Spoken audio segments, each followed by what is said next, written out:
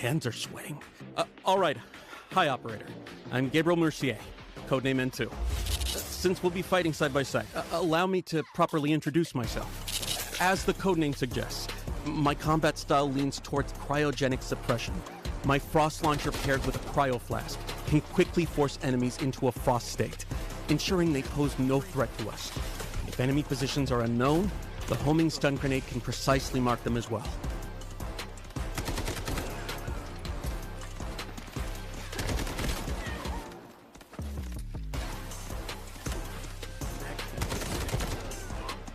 Right now, I'm in the middle of a critical operation. One where failure is not an option. I hope this mission can make up for some of my past mistakes, even if just a little.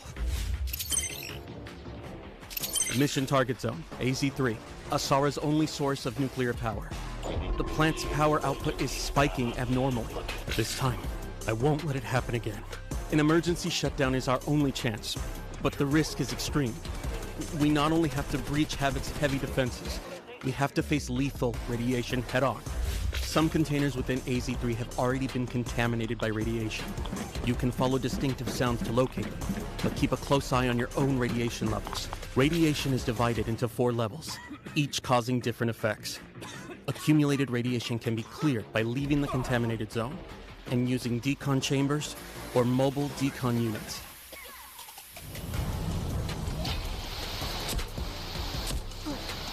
During the incident, some personnel lost their access keys. We can use these keys to infiltrate the classified zones and gather intel and supplies. Key verified. Access granted.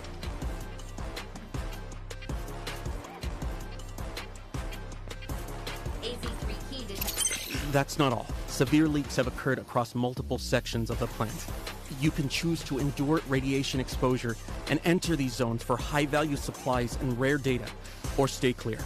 The choice is yours. Havoc has deployed a large number of purification soldiers at AZ-3. Once your position is exposed, heavy purifiers will apply debuffs like corrosion and slow movement, but attacking the weak spot on their back can neutralize them quickly. An even tougher threat comes from the relink agents. H-1000 personally leads H-47, H-800, and other agents to guard the facility. All of them connected through Skynet. They're extremely persistent. Stay on maximum alert. One final thing. If we do manage to shut down all the nuclear facilities, something unexpected might happen. Disabling attention. All AZ-3 terminals disabled.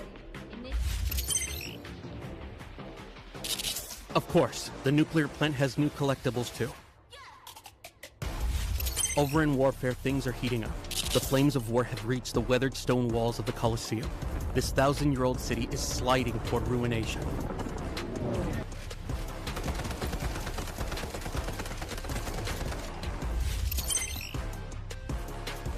We've got new weapons. The RM-277 assault rifle excels at sustained suppressive fire, most effective from medium to long range. The SVCH marksman rifle is capable of taking down enemies in one shot at long range. There are also some bonus events coming up. Play Ole Ole Ole to earn points and exchange them for sports-themed rewards and exclusive avatars. The Meltdown Season Pass includes various tactical supplies, including a new outfit for Tempest. The new season's Mandelbricks can yield the AKM assault rifle. Astromancy skin. Not bad. Opening Turbricks gives you a chance at the Law of Time series collectible charms. Good luck. A new melee weapon, Elegant, the exclusive weapon of the Abyss Shark Reese. Pretty cool. Oh, and don't forget, the Rainbow Six Siege crossover is launching soon too. 3 new operator skins.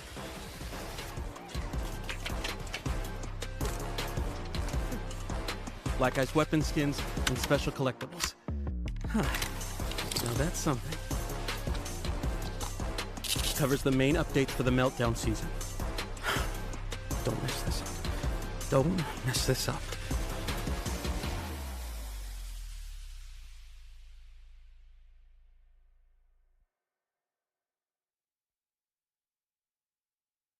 Hi everyone, I'm William, the art director of Delta Force. As many of you may already seen, Delta Force is launching a collaboration with Rainbow Six Siege in our next season. Since launch, we've seen a lot of passion and discussion from our community around the tactical shooter gameplay. And whenever players talk about the genre, Rainbow Six Siege is one of the names that come up most often. So, we reach out to Ubisoft. Bonjour, je suis Émilie Besson, directrice de la réalisation sur Rainbow Six Siege. Oui, Siege a toujours été défini par son gameplay tactique, le travail en équipe et aussi la variété des opérateurs que les joueurs ont appris à connaître et reconnaître au fil des années. Ces collaborations nous donnent l'occasion en fait d'amener les éléments emblématiques de Siege dans un nouvel univers tout en restant fidèles à ce qui les rend uniques.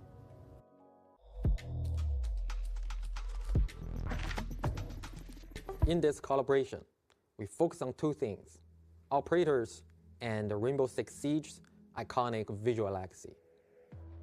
We selected 3 operators pairings who share the same combat philosophy.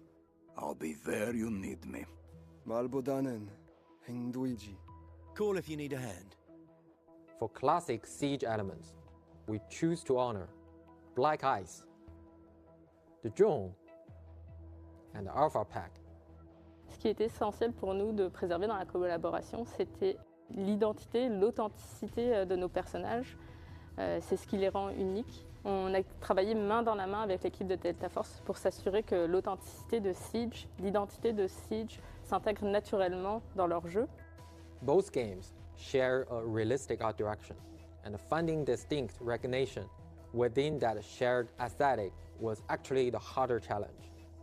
We started by preserving the core silhouette and color framework of Siege operators.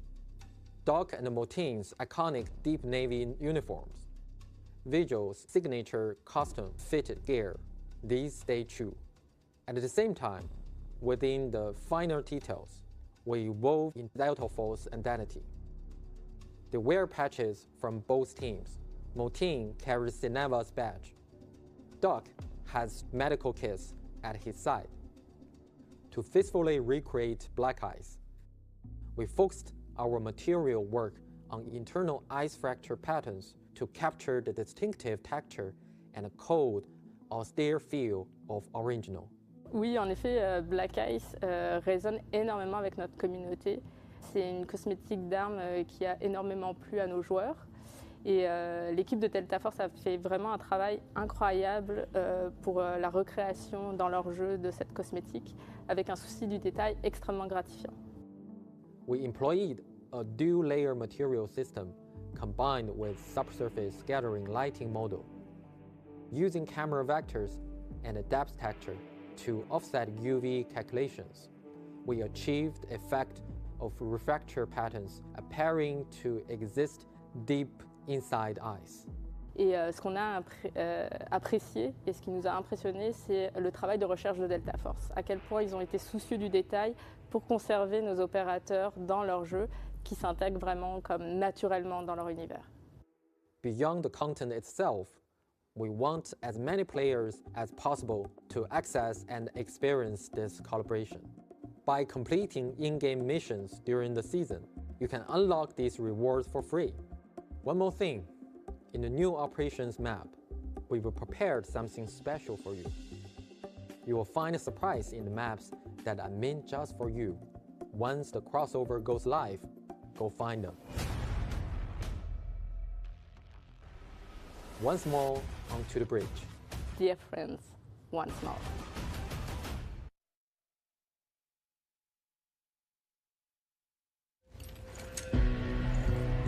For some, success is measured by bodies in bags. Maybe that suits them. But to me, it's measured in hearts that keep beating.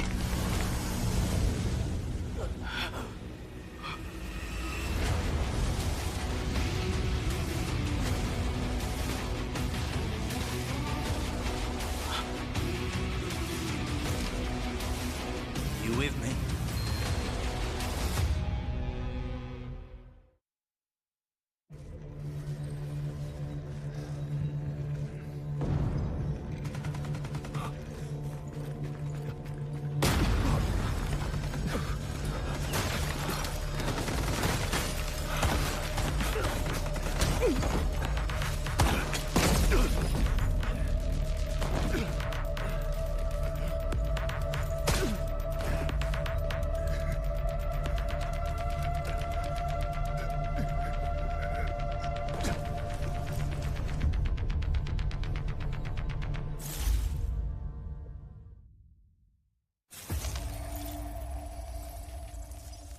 received an emergency transmission from Hadawi, a Havoc nuclear engineer.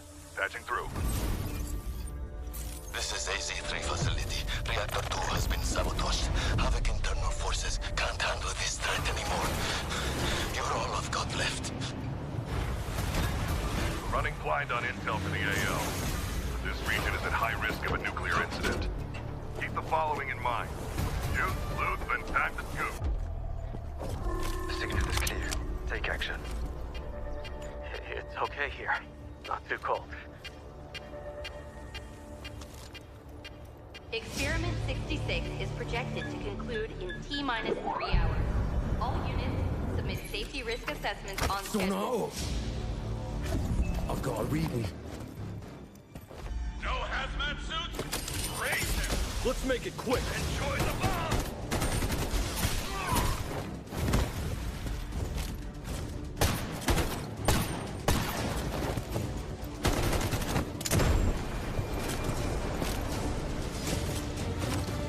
So eager to die. Excellent. I don't know what's happening, but reactor output is still climbing. And security thinks I'm behind this. They're coming for me.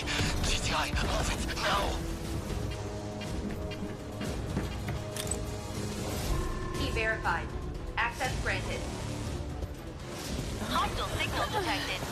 Lethal action authorized. Damn it! Someone take control of this piece of junk! Entering manual mode. Executing command. Those bastards in fusion research won't authorize shutdown because of their experiment timeline. I know better than anyone how important this research is. Hold this position. Once I finish calibration, use that console to insert the control rod immediately. Data set. Follow me. I know somewhere the signal can get through. Steam explosion at reactor 2. Incident level confirmed. Estimated contamination radius. Careful! Don't fall! We're outside the signal blackout zone. Upload the data package to Skynet immediately. Encryption keys in the archive. Just send it! Critical alert. Reactor power output has critically exceeded safety thresholds. Core meltdown imminent. All personnel evacuate immediately.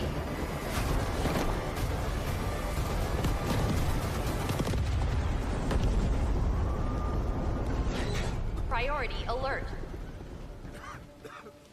Hydrogen explosion at reactor 2. Incident level confirmed. INTS scale 7. Major accident. All personnel evacuate beyond contamination zone immediately. Estimated spread radius 3.7 kilometers. Correction, 9.2 kilometers. Correction, 24.9 kilometers. Correction, 45.3 kilometers. Correction, 79.8 kilometers.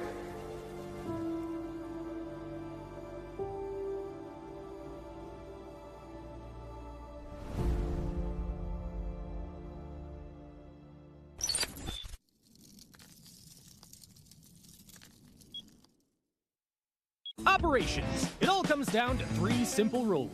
Search, fight, extract. Search decides how much loot you walk away with. Fight. Not every encounter needs to end in a shootout. You just need to clear whatever's standing between you and your treasure.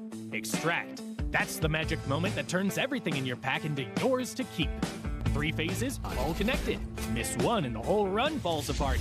Gear up before you head out. The better you're geared, the harder you hit and the more you can carry. But the more you lose if you go down.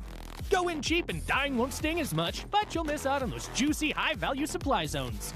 Gear up and go big, or go light and gamble. Your call. Once you're in the match, forget everything else. Loot, loot, and loot some more. Documents on desks, parts and cabinets, bird nests by the roadside, trash cans tucked in corners early on. Grab everything you can get your hands on. Priority targets, safes, and air cargo containers. Snag 1 high-value item, and boom! You've already covered your entry cost. Now, the real question, keep pushing your luck or cash out while you're ahead. Your pack's stuffed with goodies and you're ready to extract. Then, gunfire erupts ahead. What now? Charge in, slip past unseen, or hang back and let them wear each other down before you swoop in. Just remember, die, and you lose everything in your backpack except what's safely tucked away in your safe box. You choose to slip away quietly. Smart move! Your pockets are already bursting, but you can't shake that nagging sound of footsteps nearby. Even distant gunfire's enough to send your heart racing. You finally reach the extraction point. The countdown starts. Hold your nerve. Don't blow it with 2 seconds left. Extracted. That weight you've been carrying the whole run finally lifts off your shoulders. Sweet relief. Then there's the ultimate wild card. You stumble on a mandel brick. This thing's worth a small fortune, but the second you pick it up, every player on the map knows exactly where you are. Everyone's coming for you. You go from treasure hunter to hunted in the blink of an eye. Your only goal now, stay alive long enough to decode it and cash in big. Whatever path you choose, it only counts if you make it out alive. That's operations for you. Every extraction is a story worth telling. Go make yours.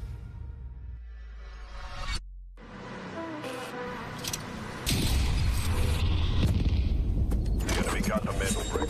Find it. Stop them. Mandel brick decoded. Nice work, operator. The time to strike is now. Do not let me down, operator. Decoding has begun. Defend the area.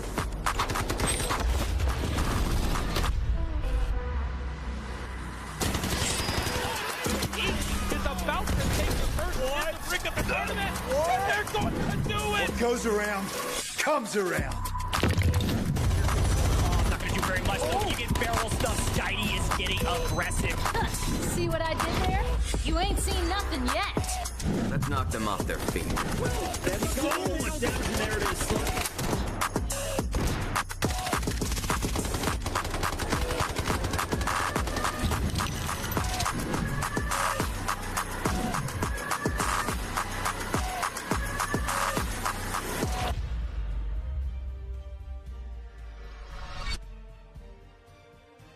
What's up, everyone? We are into week 4 of the group series here in the Delta Force Rise Season 1. Y'all, it's EMEA. I'm SpiderTiff. I'm going to be hosting and commentating alongside my guy, Ben. Ben, we had so much fun yesterday. I'm so happy to have you back. Yeah, thanks, Tiff. Great to be here. Crazy day yesterday. Huge result for MBO, throwing themselves up the leaderboard with that double mandel brick win. And today we've got groups A and D with their final games of the group stages.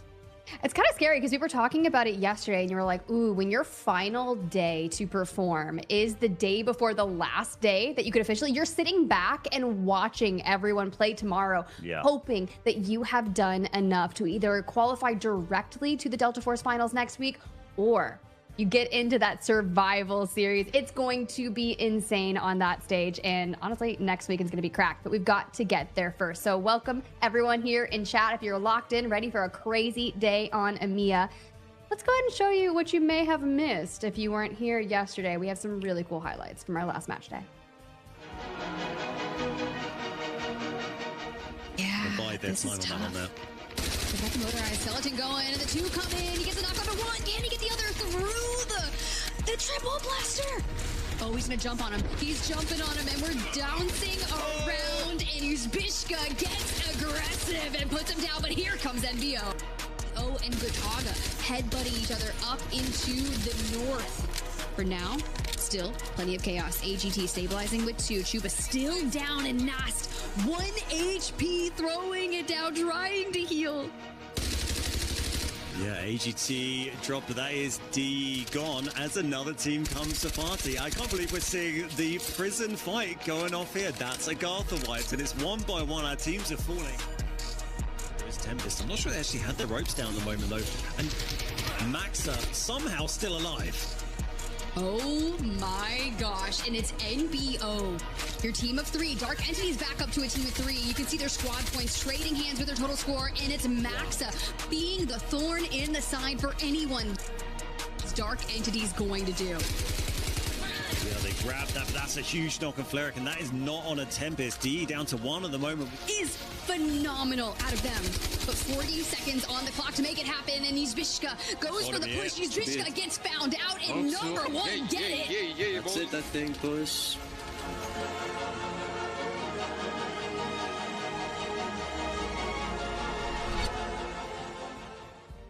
And number 1, we're the last team standing there on that crazy Space City map. As we pull up the leaderboard from yesterday, Ben, so many takeaways to get to this final leaderboard for Group A and C yesterday.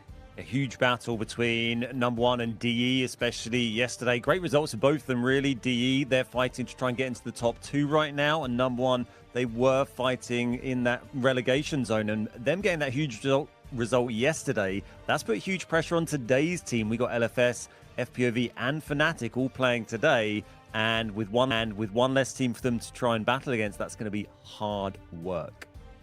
It truly is, but every team out there on that last Space City map trying to grab themselves a Mandel Brick and to take it to one more game. But if you've been following us through Season 1 over here of the Delta Force Rise series, you can see we are in the final countdown. Match day 11 in the group stage A and D. Like you mentioned, Ben, tomorrow you will be seeing groups B and C's last match day performance before we get into that survivor stage. And of course, that's going to be really interesting because day 1, people are going to duke it out. And if you find yourself on the lower side of teams qualified, we'll break that down when we pull up the overall leaderboard. You basically will realize that you only get one chance to try and qualify for those finals. But of course, some of our player rankings, the tournament top killers, Ben. Nox got back on top from Gataga there.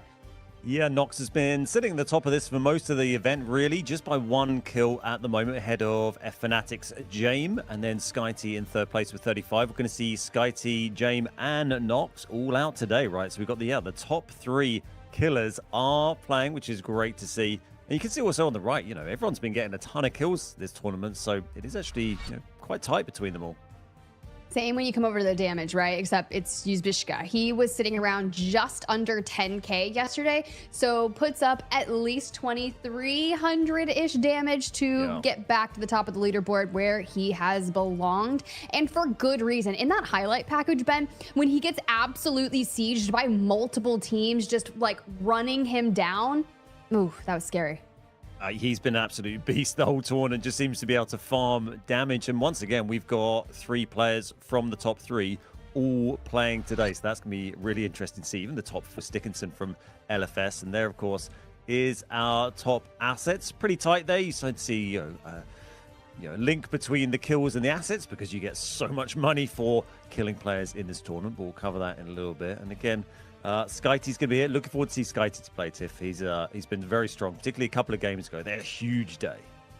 It is so exciting for me to be able to witness Mandel Brick Addiction because I think all the way back to like the Delta Force Global League and some of the show matches that we had going on over the past 1.5 to 2 years. It's been so sick because I remember that name. I'm so excited to be on the EMEA side this weekend and to get to witness them. But of course, this is our overall leaderboard, what we're competing for here today, especially if you are in groups A and D, last performance day. So keep your eyes over on that 11th and 12th spot. These are the 2 teams that are facing relegation, will not be qualifying into that survivor stage if they end up here. So with Fnatic, Floor POV, and Living for Success there, kind of hanging out around the same score line, except for LFS is just 7 points behind that 11th place slot. We're needing standout performance. Like LFS has to go flawless. We need to see a double brick on today's performance, 10 points on the board, and then essentially you're preying on the downfall of Fnatic and Floor POV. It's pretty much the only way LFS can survive this, right, is by getting the 10-point win, maybe a 9, and they also need to hope that FPOV and Fnatic basically come bottom 2. So it's a very tall order for LFS. Closer fight between FPOV and Fnatic. If one of those 2 teams can have a really good day today and throw themselves up above, Agartha and FLC, that's going to give them a good chance. And then flip over to the other side, we've got DE and NBA playing today. So they're over on the side here. 2nd and 3rd, they're going to be battling to get into the top 2. And even Gataga, they're sort of dropped away from the top 2. But if they get 10 points, that could put them in 2nd, depending on, tiebreakers. So they have a very slim chance still of getting for top 2. They got to play for it. They got that ability. Yeah, everyone has something to play for. You've got to lay it all on the line. The last day of our group series is officially here for A and D.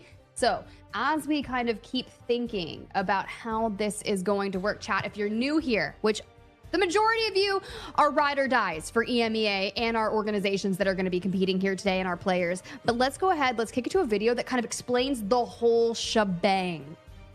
Delta Force. 1 game, 2 regions, 1 shot at glory. This is the complete guide to Delta Force Rise Series EMEA and Americas Season 1. Everything you need to know, from the very first match to the last squad standing. The path is the same in both regions. It starts with the open qualifiers, open to any team that wants to compete. The best push through to the group stage, where the top 2 advance directly to the finals, bottom 2 eliminated, and the rest battle through the survivor stage to earn their spot. From the open qualifiers, 12 teams have fought their way into the season, and only 1 will lift the trophy. The group stage runs for 4 weeks, with matches every Friday, Saturday, and Sunday. The 12 teams are split into 4 groups, A, B, C, and D. 3 teams per group. Each broadcast day, 2 groups go head-to-head in a cross-group match. Every match is a 7-round format. 6 teams competing in the same lobby simultaneously, across up to 7 rounds on maps like Zero Dam, Brakkesh, Tide Prison, and Space City. Teams earn squad points by scoring eliminations and accumulating in-game total assets. And on brick rounds, they compete to collect and decode Mandel bricks, artifacts that decide the round winner. Decode 2 Mandel bricks in a match and the victory is locked in, no matter what round you're on. After 12 match days, the group stage standings are final.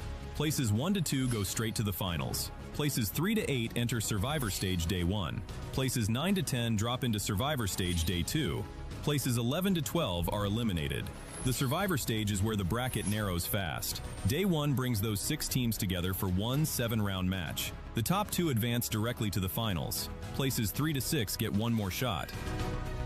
Day 2 mixes the 4 survivors from Day 1 with the 2 teams ranked 9th and 10th from the group stage. Again, 6 teams, 1 7-round match. Top 2 go to the finals. Everyone else is out. 6 teams, 1 day, 1 lobby, 1 match. This is the finals, the ultimate showdown of the season. 2 teams earned it through the group stage. 2 more survived Day 1. The last 2 came through Day 2. Every team deserves to be there. The top 3 finishers earn an invitation to Season 2. Welcome to Delta Force Rise Series EMEA and America's Season 1. Loot, shoot, extract.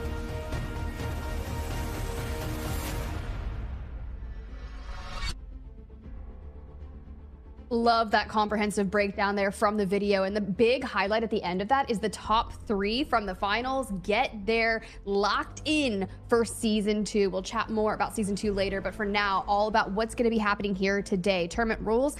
You know it, you love it. 1.5 million technical alloy each player to kick things off. If you die, you lose your gear. Teams ranked by Mandel bricks captured. Your goal is to get 2. That will end the tournament. Likely going to see win condition in game number 4. Of course, the games are going to be played on that Season Echo patch. We are 1 season behind. All good things there.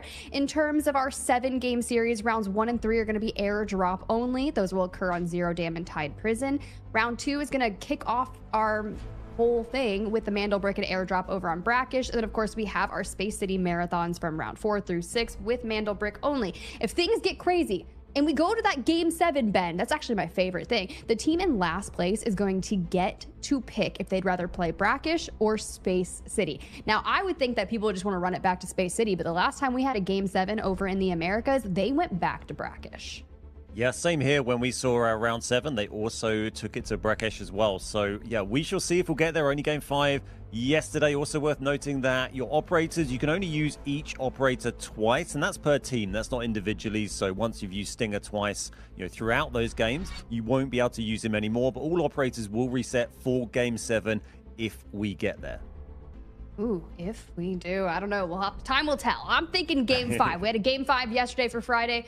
Who knows what's going to happen? Of course, for our starting supply for the tournament, you're going to get that 1.5 mil Technic Alloy. We mentioned that the 3x3 Ultimate Safe Box was all fun in games until you get some of those larger reds and you're like, oh my gosh, what am I going to do with this? I can't fit this in my safe box. You've got to be efficient with how you organize everything. You're going to be able to bring in that 12 slot card holder. You can pretty much unlock any room across the maps. You'll feel pretty confident about that. Your resources in terms of that, you have that fixed supply ultimate safe box plus 0.7 mil, 800k per elim. You saw the top asset earners of our players ranked on the EMEA region. The majority of them are at the top of the kills, and this is exactly why. Yeah, and that 800k is why you see our players going for kills so much over extracting, because it's a huge amount of value. And of course, you're going to decode Mandel bricks, and you also get a little bit extra assets if you've come finished last. You get a little bit of a bonus to that. And then we've got our Mandel brick decode. So this is going to become available just after the match starts. It's going to be a short pause when we get into game 2, see our first Mandel brick. Once the squad has picked up the Mandel brick, then they're going to have 5 minutes to place it into a decode station. If they don't during that time, it'll just reset back to where it's found. So you can't run away and hide with it. And once that mana brick's been placed into the decode station, it can't be removed anymore. 4-minute timer starts on that. And then the decoding interrupt timer is 2.5 seconds. If the mana brick decoding does get interrupted, then that timer is going to reset, but it's also reduced by 30 seconds each time it's interrupted, down to a minimum of 90 seconds. And if the squad who's decoding gets eliminated during that process, then the countdown will pause. You can't claim a brick if your team's been wiped. So we see that happen quite a lot as an effective strategy, don't we? We truly do, and it's really important to see. We'll talk about it later, but if you guys didn't go watch game number 5 yesterday on Space City, it was absolutely disgusting. Wild. Ben ran after the broadcast and was like, I'm VOD reviewing this all day. But of course, you got to get your points. You got to get your Mandel bricks, and you have to get your points. Our point scoring system is as follows. Of course, the first place is going to be 8 points on the day. If you get 2 bricks on that, you get a point for each Mandel brick. Therefore, a first place with 2 bricks equals 10 points. So when you saw the group standings earlier where it currently lies, think about LFS and how they need that 10 points and 2 bricks in order to have maybe a tiebreaker, or maybe you get 1 Mandel brick. We also look at our squad points, and they're kind of explained by the fact that you have 2 components. You have your kill points and your supply points, and we're going to take those, add them up, and that's going to give you your squad points. Each kill is 1 point, and your supply points are a little bit different, right? 1.9 million isn't actually going to get you any supply points. Once you hit 2 million though, that's when you will get 1 point. And every 2 million, so 2 million, 4 million, 6 million, those are the thresholds to get yourself those supply points. Yeah, and this is our prize pool, not for today, but for the grand final, which is going to be happening next weekend. First place team is going to walk away with $60,000, and you can see the money running down all the way to 12th place there for that final weekend. The MVP themselves is going to claim a nice little bonus of $3,000, and the dynamic kill bonus, $50 in the bag for every kill our players pick up today, which has been something I can see they've been fighting for. They're just boosting their pockets, Oh, all yeah. right? That's all they do it right now. Of course, our participating teams, the Delta Force Rise Series for Season 1 in EMEA is as follows.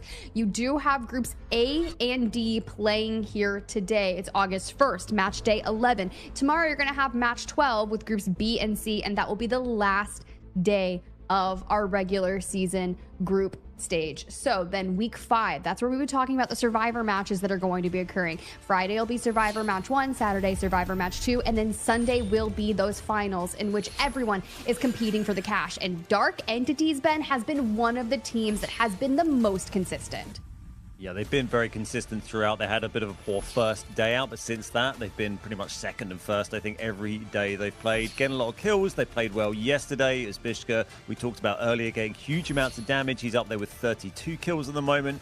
Folarate is up there with 31. I think there was a game yesterday where Folarate got 6 kills, I'm pretty sure. They had a 8-kill game on Space City, so massive, and Fleric also performing well for DE as well. This is LFS. They're sitting down at the bottom of the table at the moment. They'll be disappointed with that. They've been fragging. They've been picking up kills. I think Stickinson is sitting in the top 5 for kills so far in the event, but they've just not been able to get those wins. They got their hands on the Mandel brick a few times yesterday. It was even Imperator and Stick, but they couldn't get the Mandel brick, and they walked away, I think, with 0 points in the end yesterday again. So huge task ahead for LFS today.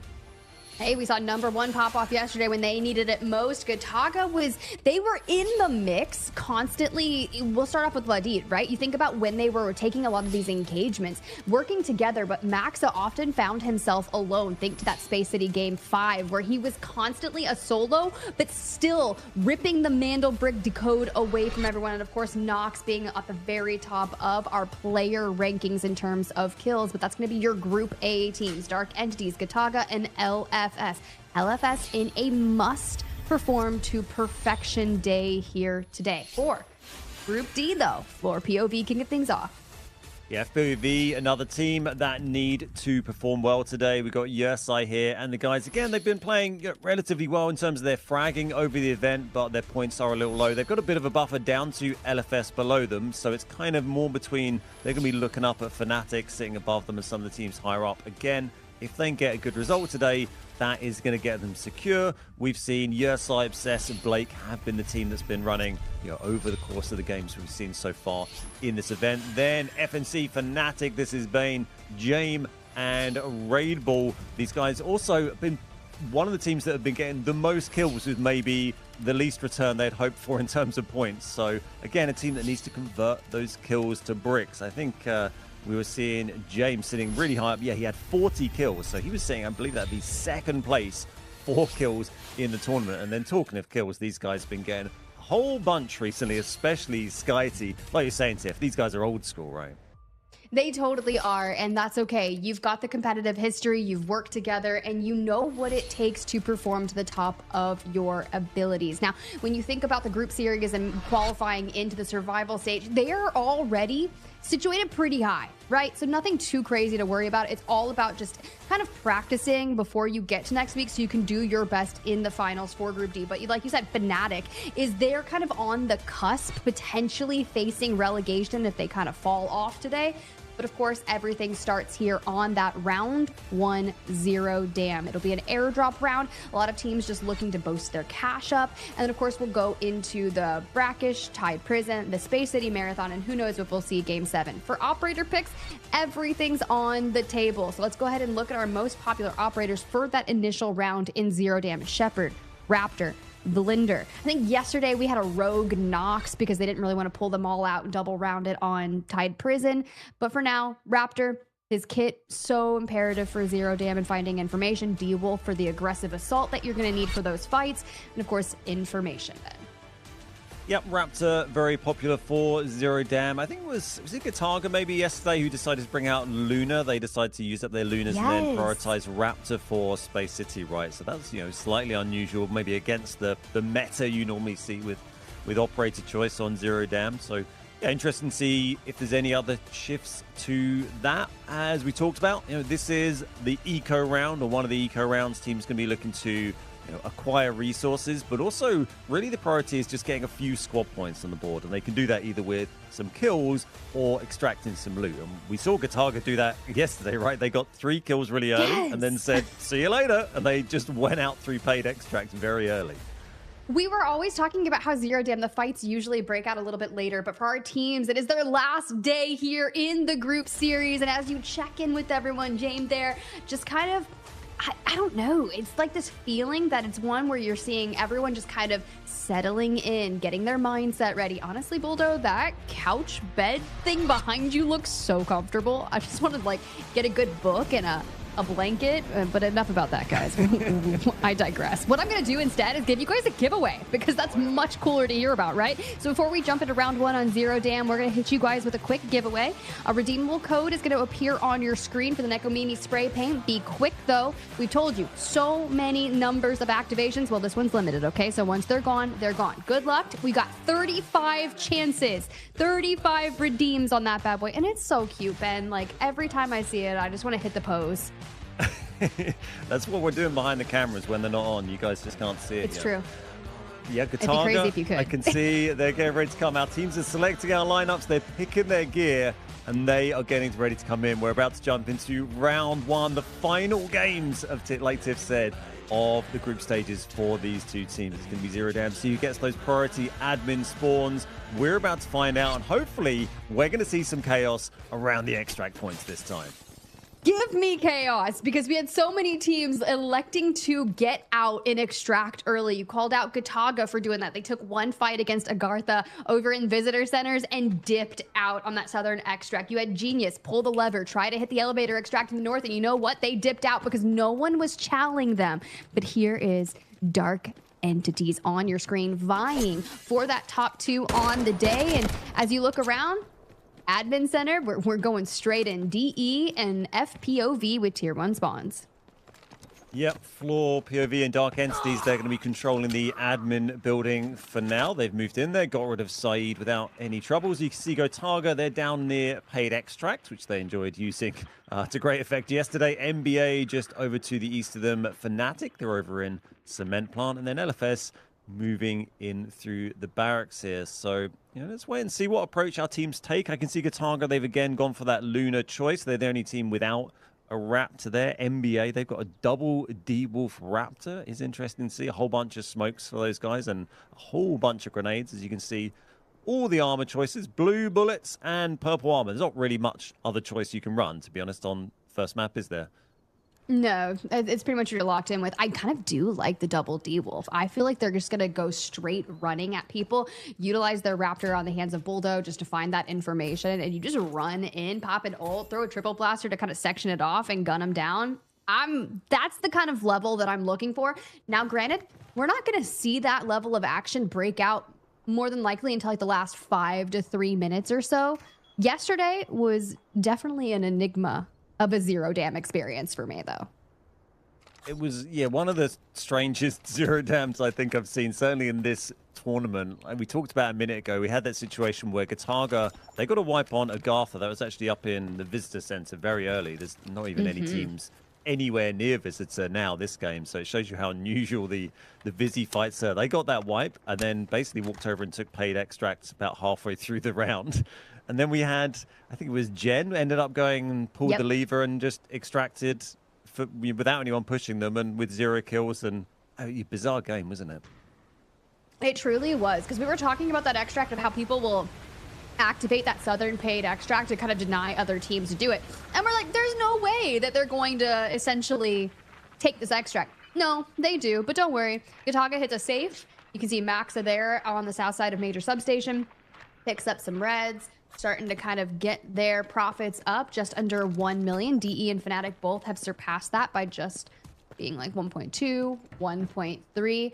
But a relatively conservative start when you think about where that airdrop is going to be landing. We'll find out in about 30 seconds or so. And of course, that's either going to be the M82 or the AWM. And we'll see if you get some value out of it.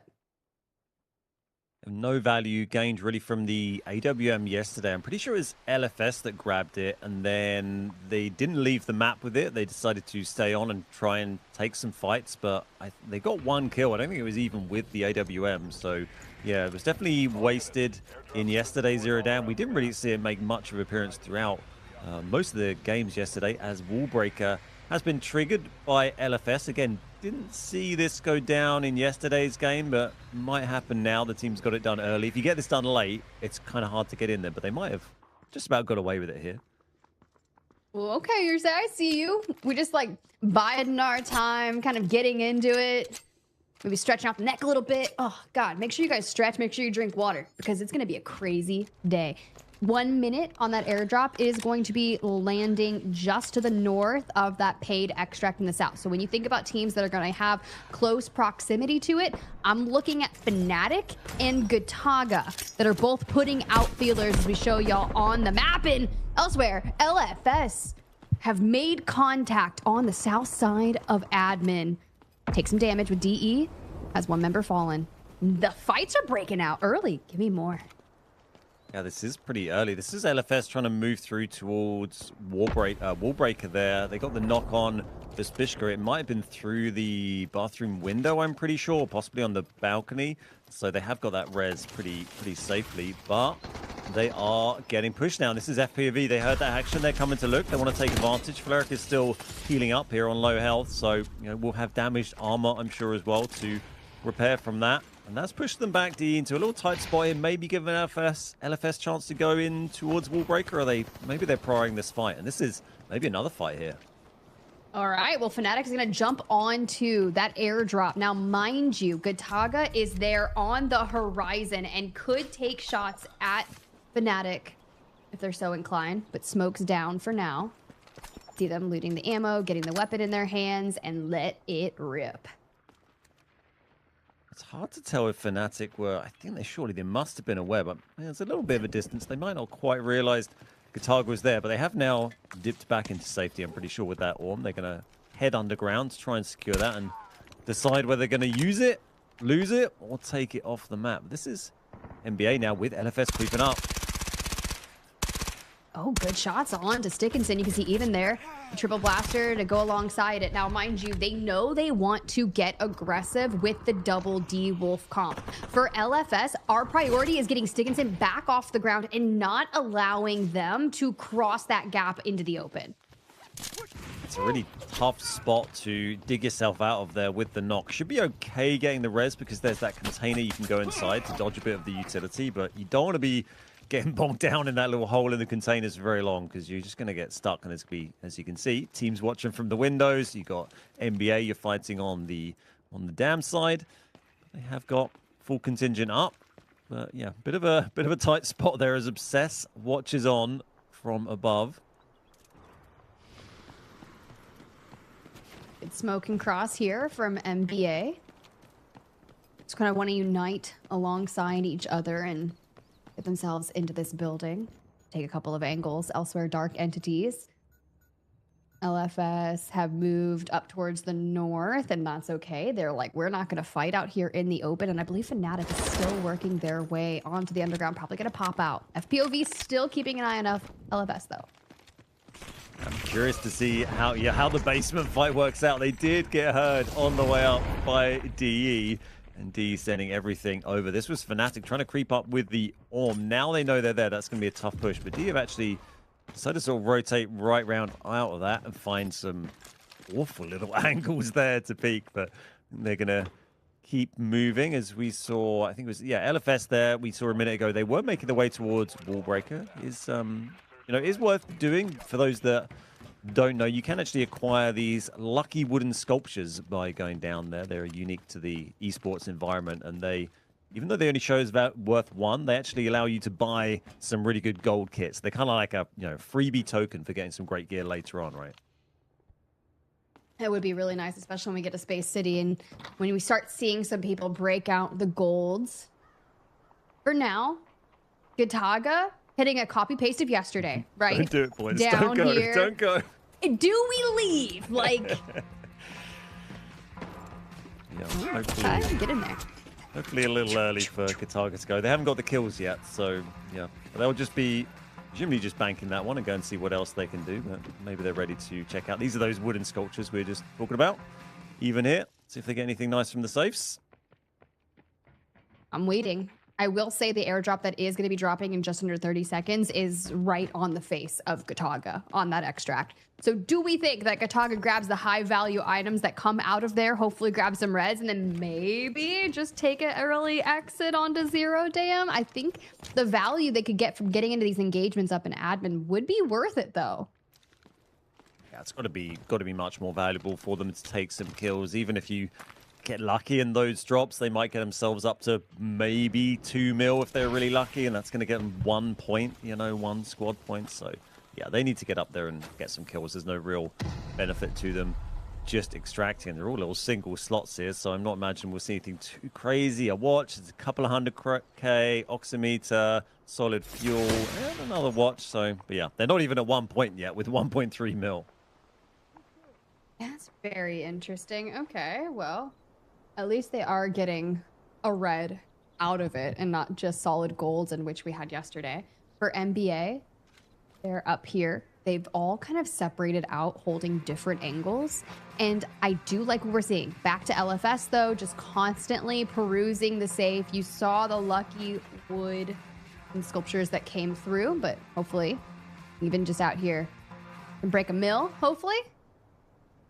And that is music that every Delta Force player knows very, very well. I hear that in my sleep sometimes. This is NBA. They came over to this car park position really early on and have just been chilling here. They did rotate around, didn't they? Because that was Uvalier that picked up that knock on LFS a little while ago in containers and then crossed back over. So they're just hanging here. It's a good spot to have, if you want to fight over the elevator extract, right? If teams decide to pull that and go for it, you're in a good spot to move in there quickly to try and shoot teams that are crossing. So presumably that's what NBA are thinking here. They want to get some kills, but no kills yet, right? Everyone up, still remaining in the lobby. Okay. And Folare just scouting everyone, looking for maybe some off picks they can grab that would be simple. A lot of things that we hear our players talk about is taking smart engagements, especially this late in our group stage. You don't want to kind of scam, basically, overextend, push out, get caught, and then realize, hey, my teammates can't get me back up. And now I'm forcing my teams to play as a duo. Very unfortunate. We're just looking for those engagements in which we can skew the favor in our direction. Target here going on a right old adventure trying to find presumably some other teams, but I think they're going to have to venture a bit further if they want to do that. They're going to have to get up near admin because that's where basically every other team on the map is right now. FPOV, they're still in this area of the admin. We saw them push across to try and attack DE. Didn't really happen in the end, and they have just set up shop here. Here we are with Obsessed. We've got a few minutes for the elevator to get pulled still. That's a 3-minute timer, I believe. So 6.5 minutes on the clock at the moment before someone decides to pull that. And then normally on cue for Zero Dam, Chaos ensues. But James here, he's going to peek. Oh, the bird blocked it though. Do it. Honestly, James, don't do it. Like, if you only knew. Like, you're even trying to be so stealthy about it. No, though that IQ is going to give you up. You see the bullets, and then Obsessed is just going to back away. Not Obsessed isn't back away. He's locked, but the Fnatic's backing away. Yeah, had that cover. The good bit of scouting from the Raptor there to see what was going on, but they decided to not peek that in the end, as we see the Raptor ult being used on Folorate here from D. You can actually see that Folorate's got a gold vest on. That would have been presumably picked up from Saeed from the boss, or maybe a lucky pull from a crate or a special bot, a shield bot perhaps. But nice little find that might help him out, as we see that was Gataga. Now they're over near camp. I thought they were going to go up over high road, but they're still moving in very cautiously here. They biding their time, but they are just about moving in the right direction. Kind of. We'll get there eventually if we just carry on to the northwestern side of things. But back to Fnatic out here scouting. And that's respectable, right? Because we literally, if you had Jame push out there, would have been an absolute bloodbath. And not in a good way for Fnatic. But you keep an eye on Dark Entities. What they are good at is holding these angles. Patience. And there it is. Makes contact and immediately blacks away for Fleric. Now I'm Fnatic. I'm saying, you know, probably not the best angle for me yet again. Yeah, they've got to pick one side to get out of this basement at some point. As we have a little listening to our team. On peut prendre l'espace, je pense. Venez, on peut prendre l'espace. En bas? Je vais mettre un ult. Juste pour les faire clear. Ok, je suis pas encore là. Je pense qu'il va me le break. Oui. Faut juste qu'on prenne la droite, ouais. T'as personne sur toi, James, sûr? Full jump. Salut. We get a translation on that, Tiff? Nope, I ain't got nothing. All I know is, you know what they need? To take that one shot, let it rip, hold an angle. They're honestly just looking for a way to get out, find a peak. There's not a direct translation, guys. That's just my assumption. So 4 minutes, or just under 4 minutes on the clock here. Gataga have found their way over. It kind of showed the difference when you don't have the Raptor on the team for this map, right? Because Gataga only had the Luna. It was so much harder for them to scout those big open areas out there. They were doing it very slowly and methodically. They have the Luna Arrow, but it's not as effective as the Raptor Bird. You can just send way up in the sky and see what's going on. You can see all of our teams on the map there. If anyone's going to pull the lever, it's going to be FPOV. They're not seeing on it at the moment, but they've only got 20 seconds to do it. If they even decide to do it. I mean, and don't necessarily have to do it, but it does kind of funnel people a little bit, as we see Vladid here from Gataga. They've moved over, and they're very close to DE, who are now actually in the car park. NBA have crossed right over to the other side of the map now. Interesting. No fights have actually broken out just yet, and that's okay. We've had a couple of pokes and prods throughout the way, but no full-blown team wipes as of yet for NBA as they make their way towards the west. LFS tracking them down, but there you go with Imperador taking the brunt of the damage. You've got to be careful. Can't stay out too far in the open. Uvalier's got a nasty little angle here. Yeah, we saw NBA kind of sneaking up through the bushes there to try and get behind LFS here. And it's going to be a fight. We're going to see these guys take this to the end, I think. First drop is even from LFS. That's Uvalier getting the first knock there. So 2v1 now in NBA's favor. They get the full finish there as well. So that is going to be a point on the board for Mandelbrick Addiction. Their double D-Wolf Raptor combo. And that's going to be tough for Stickinson and Imperator to deal with here. Baldo on low health, though, with the Raptor. See him kind of building back up on the health side of things. Elsewhere, Dark Entities and Gataga are collapsing on each other. And Dark Entities wipe Gataga who do not decide to extract and still carve their way back up to find some fights fall at Dark Entities for LFS. You can see Imperator trying to close the gap towards NBA, but a swing could bring you out to face 3 members. And honestly, they're challenging it all day. LFS in trouble, LFS out. Yeah, great work from NBA and DE. They're both picking up 3 kills apiece very quickly and efficiently as well. They didn't give much time for other teams to come in and third party that, which is absolutely critical. So a clean bit of point acquisition for those teams and very important for them as well. You know, DE and NBA today, they're our 2 teams that are really fighting for those top 2 places. So that is going to be very valuable for them. That's also true. Fnatic's still here as well, which is great considering they are just 1 above that threshold. With some util coming in, you know this fight against FPOV could be dangerous. Dark Entities fresh off the fight with Gataga could third party this as well once they hear some things break out. Instead, Fulray thumbed up and has to carry on. Please do it. No! Well, they know the orb is there now. They've given that one away, and it's going to stay on this map because no one's going to be extracting from this game as we see DE come together with Fnatic again and maybe expect Floor POV to get involved in this. We've got a bit of a 3-way battle going on. This is Fola right here on the stairs. Keep an eye out for Bane. We might see a couple of players leave, actually. Looks like someone from DE moving up towards the way extract. But this is Yersai from FPOV. They're getting involved, firing the Viron ult in there and moving in. Does drop down. Good hits on Blake. But Yersai and Hand Obsessed dropped by Fnatic. They have lost 2 very quickly. Just the Raptor left now.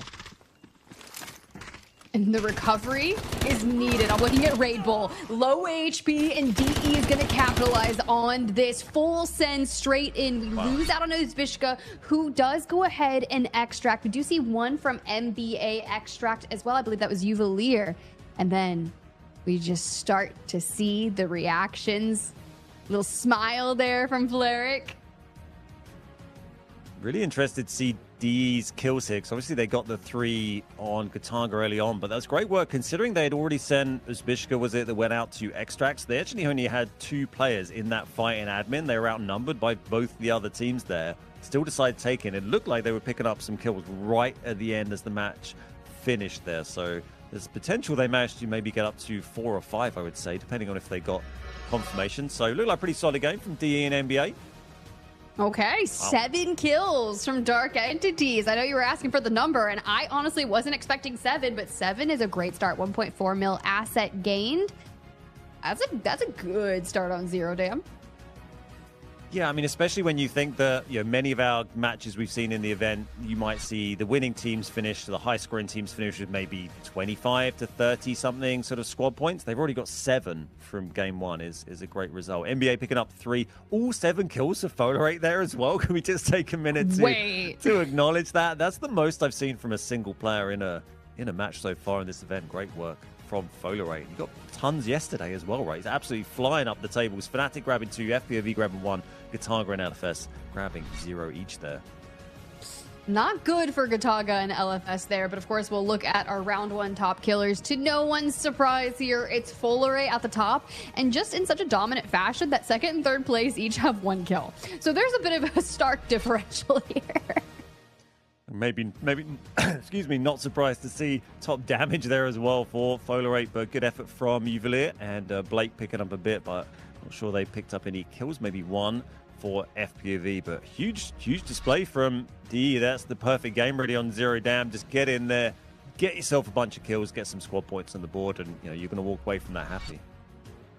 I'm happy just getting to witness that kind of stuff. For our top asset earners, you do have Uvalier out there with 1.2 million, DE Zubishka 79.6K. Here's the deal. Those 2 players both extracted, so they are going to be at the top for our round 1 winners MVP of Zero Dam. Folare, my man got 7 kills, almost 1K damage. Some nice assets and a brilliant performance there. But guys, here's the deal. If you're loving what you're seeing from Season 1 on Delta Force Rise Series, what are we talking? We're gonna start talking about Series 2, right? Season 2 open quals. Registration opens August 10th. All the information down below. Don't miss your chance to compete if you're one of those people that are sitting there, keyboard warring it out, saying, I can do this. I want to get my team together and compete at the highest stage Delta Force has to offer. Well, then let's see you do it. Let's see you do it. Maybe Ben will make a team too. You never know. Oh, I'm far too old for that. I'm just going to sit here and talk about it, and then I don't have to play. Right, we're going to be back with game number 2, Brakkesh, our first Mandel Brick, after this very short break. Two members, now the odds are in their favor, 2v1. Everything getting spammed away, and MT getting a little... So, hang on a second, NL! Look at that! It's an absolute sweat! And Ellis got it when they're here. Lines them up, even through the shot, you're nuts! The last remaining 3 BOV, they find 2 instant knocks. The Elm's going to be hopping off that.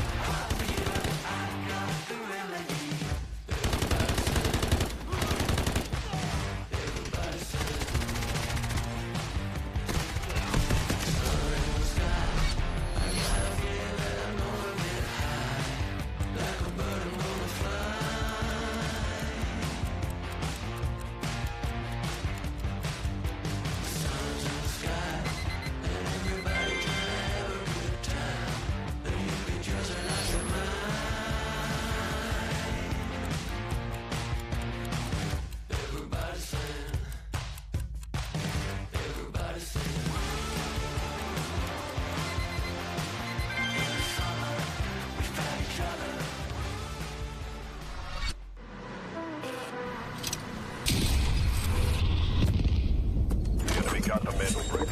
Find and stop them. Mandel bricks decoded. Nice work, operator. The time to strike is now. Do not let me down, operator. Decoding has begun. Defend the area.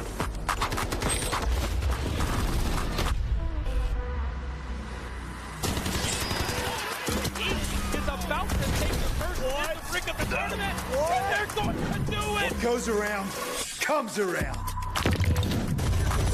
I'm not going to do very much. Though. You get barrel stuff. Skydie is getting aggressive. See what I did there? You ain't seen nothing yet. Let's knock them off their feet. Let's go. There it is.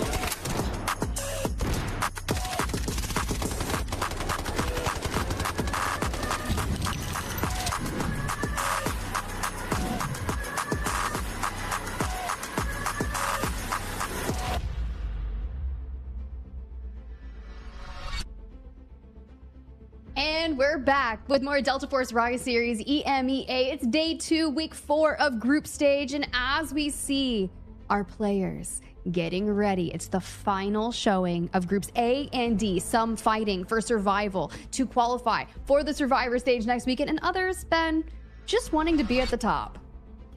Yeah, and as the top teams we really saw excelling in that game, I guess you shouldn't be too surprised about that. DE getting a huge amount of points on the board, and with their supply points there as well, 5 supply points. A little bit surprised they got so much out. So 12 squad points ready for game 1 is massive. NBA getting 7, also very important for them. And then 5 for Fnatic, 3 for FPOV, and Kataga with 2, LFS with 2. Those points will come in very handy, especially if we don't get a double Mandel Brick win today, right?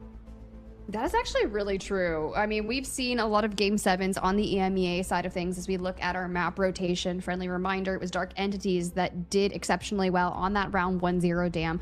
For Kataga, the first team to go out. Brakkesh, now that we've got a Mandel Brick in play, time to throw it on the line. Kataga did bring in that Luna, so they will not have a Luna here. But when you think about what we see for Brakkesh, it's a lot of those Allurus, especially if you're going to use the decode over on the Royal Museum side of things. You want the composite incendiaries to kind of section off some of those doorways.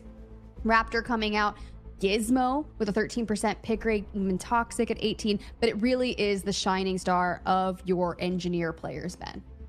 Yeah, Uluru, a bit of a classic for Brakkesh, like you said, gets used very heavily, useful in those sort of tight areas where you're decoding. A lot of the time on this map, you normally end up in that museum. You can see that museum in between the two red spawns, the tier 1 spawns. So there's only certain teams that can get the tier 1 spawn, and the only real rule for these spawns is if you had a tier 1 spawn last game, then you can't have a tier 1 spawn the next game. That's pretty much how it goes. So you can see LFS, Gataga, Fnatic, and Mandelbrick Addiction. They're on the line for our tier 1s for this Brakkesh game.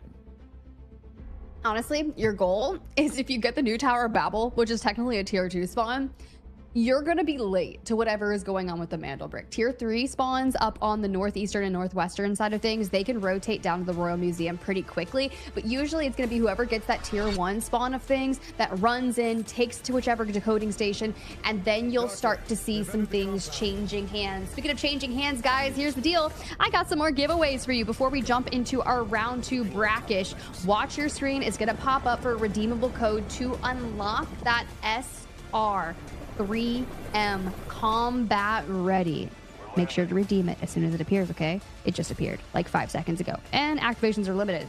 This one's got 25 redeems though, so hopefully one of y'all get it. If not, you've got America's later on today and one more chance to round out our group series tomorrow. You've got to get that typed in quick. There's some keyboard skills coming on the line to get that one in. And beat everyone else, I'm sure. But we are about to jump into Brakkesh Game 2 of the final weekend of the group stages for EMEA Rise Season 1. There we go, round 2. First opportunity for a Mandelbrick. Who's going to take it, if anyone? You know, sometimes it just goes unchecked.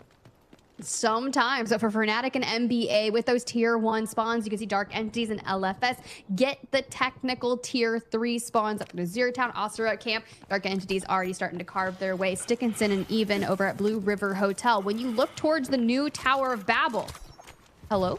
We're already having some fights. Rabel's down. Yeah, there was NBA just picked a knock straight away on Fnatic as Rabel ran through the arch there, and they've pushed this right back. Well, they're sort of controlling the Mandelbrick area at the moment. They may decide not to go out and just take the brick and go back inside here. They should pretty much have a free grab and then straight onto the decode. So that's a really good start. I mean, that's just about the quickest knock I think you're likely to see in this kind of format.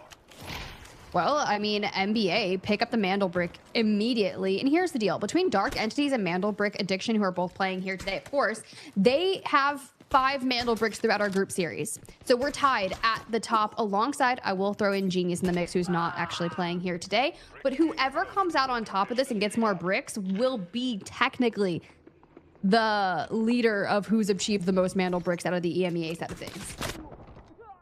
Yeah, really interesting point there as we see another Fnatic knock. That's James taken down by Skyty. Skyty we've seen get a huge amount of kills throughout the event so far. They're going to walk back down into the basement. And again, I wonder if NBA probably will decide to be a little bit cautious here and just hold that brick rather than overextend here. If they try and push that fight into the basement and take a knock, then your Mandelbrick is going to be left unattended. And the Mandelbrick is everything, right? This isn't pugs. You need a Mandelbrick. Another knock here. Max are taken down by Folerate. He's on it again. It's really tough, especially with Gataga just trying to get out of the south side of Brakkesh. So knowing that Gataga spawned in the new Tower Babel on that eastern side leaves FPOV down there to loot and immediately goes up. Instead, Nox has one of those lure ults, full sending him. Vladid down. Maxa fold can be pulled back. When you have one player left and knowing that Gataga did not have the best day yesterday, kind of vibed in mid-pack, fell first in our zero dam here today, and we cannot go out first on our first Mandelbrick round. Meanwhile, guys, NBA, we're decoding. And come on, we just need a little bit of life alert for Gataga. Help me, I've fallen and I can't get up. Just 2.5 minutes.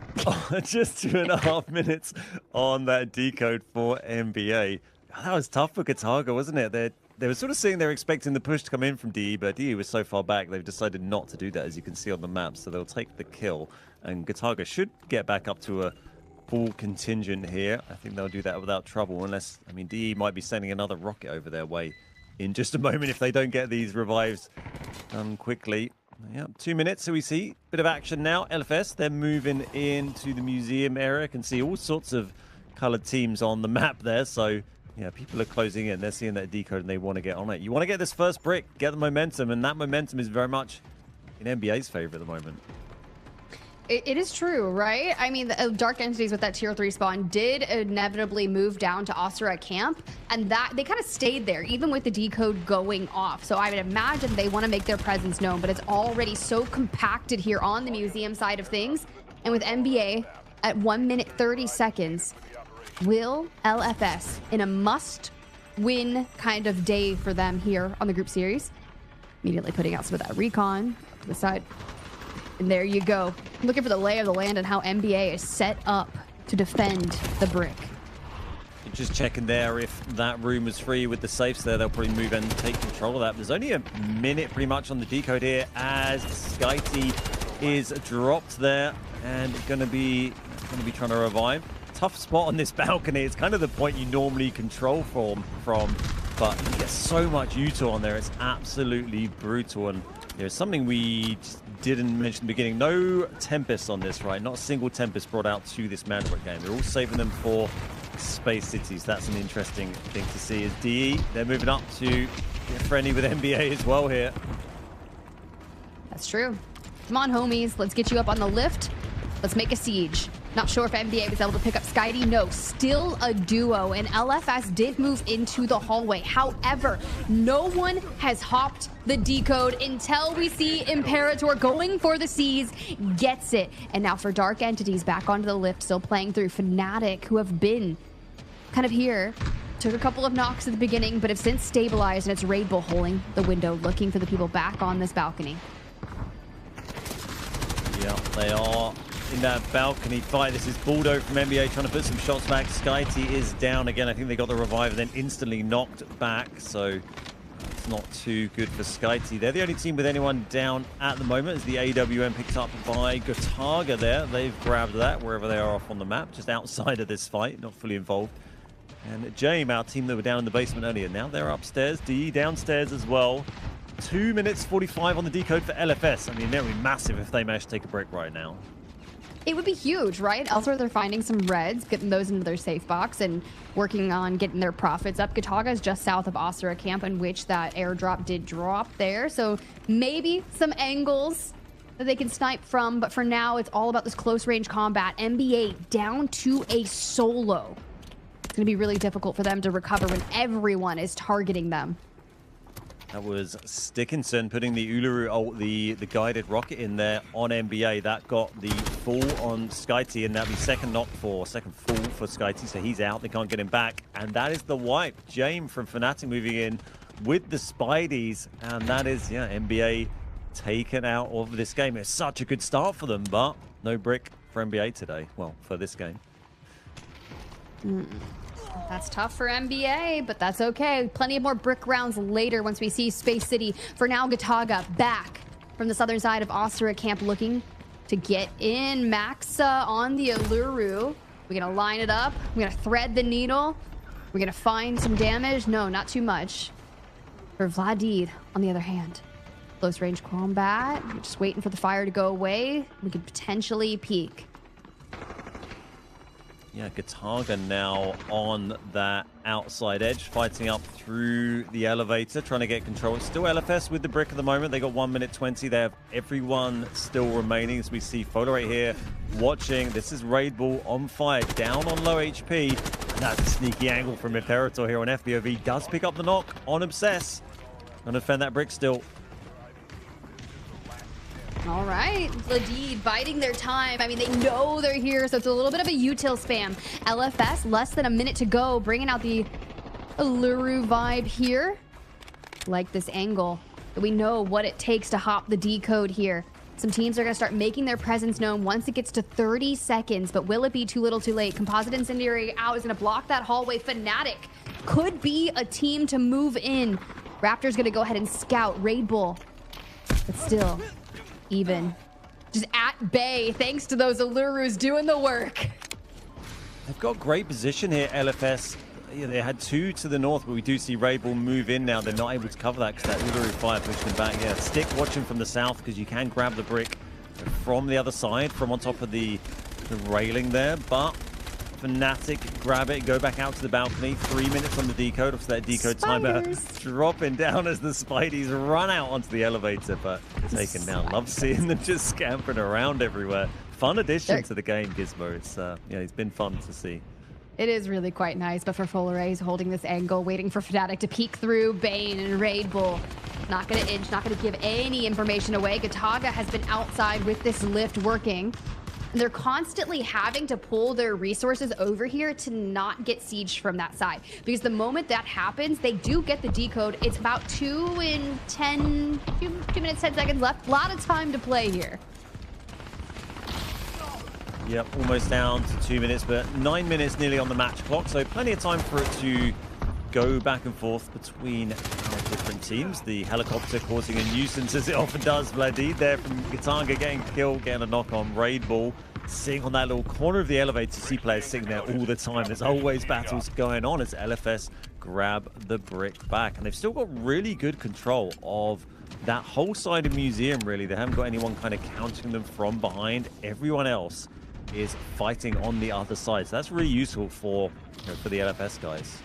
And we haven't really been talking about FPOV. Now, they've kind of been playing really conservative here as you see the full come through on Bane. It's Gataga Nox that gets the drop on him, and Folare does do the finishing touch to it.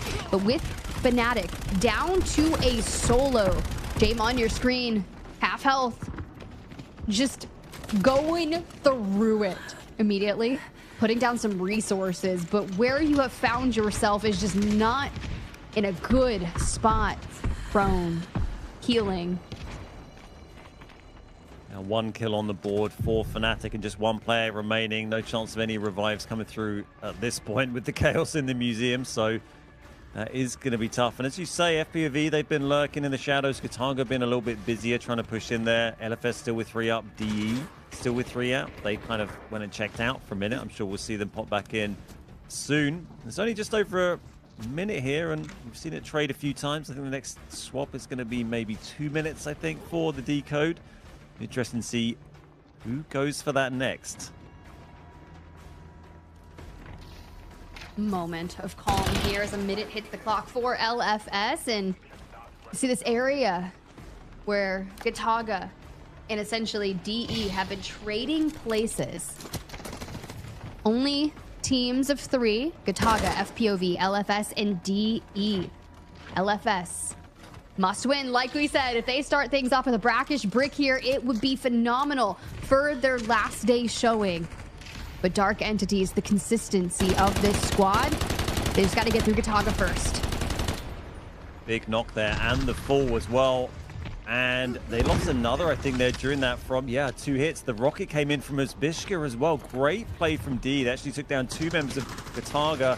Just 15 seconds on the clock there. You can see Yersai trying to take it from behind, but nicely defended. No, Obsess gets him back. Great counts from FPV. They're going to get it. No, wait. So close. The decode. 5 seconds here. Stop! And they got it just. The FPV, they've lost a member. Imperator straight bullet stuffs Yersei with a second to spare. You see the fact that the resources are connecting. The utility is going through. It's pulling him off the decode. We're down to 10 seconds, and LFS was trying to hold on. But look at the decode here. A minute 30 back.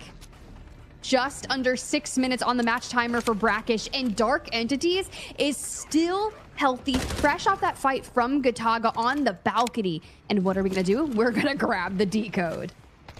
Looking very good for DE here. You can see they haven't picked up a single thing yet. 0 profits, but they won't be bothered by that because they're currently the only team with 3 up. I'd say that FPV do get their res. I don't think LFS will get theirs because Stickinson was down on the brick. We saw that carnage there, that fight for it. FPV did manage to block the decode from LFS. They were so close to grabbing the brick. It would have been crucial for them, but they didn't do it. FPV grabbed it, LFS grabbed it straight back, and then DE said thank you very much. So FPV and DE, they got the numbers advantage here. They truly do. But time is starting to be in favor of DE here. Couple of reds in the safe box, moving things around. You love to see it. For Fnatic, however, this is what I'm keeping my tabs on. Full Array, Prone, FPOV have made their presence known, but this is where you've really got to kind of use that Raptor to find out where DE has positioned themselves. LFS down to a duo. Stickinson on the ground. Not res just yet. I don't know if we're going to be able to make that happen with the chaos here, but Vishka on the back line.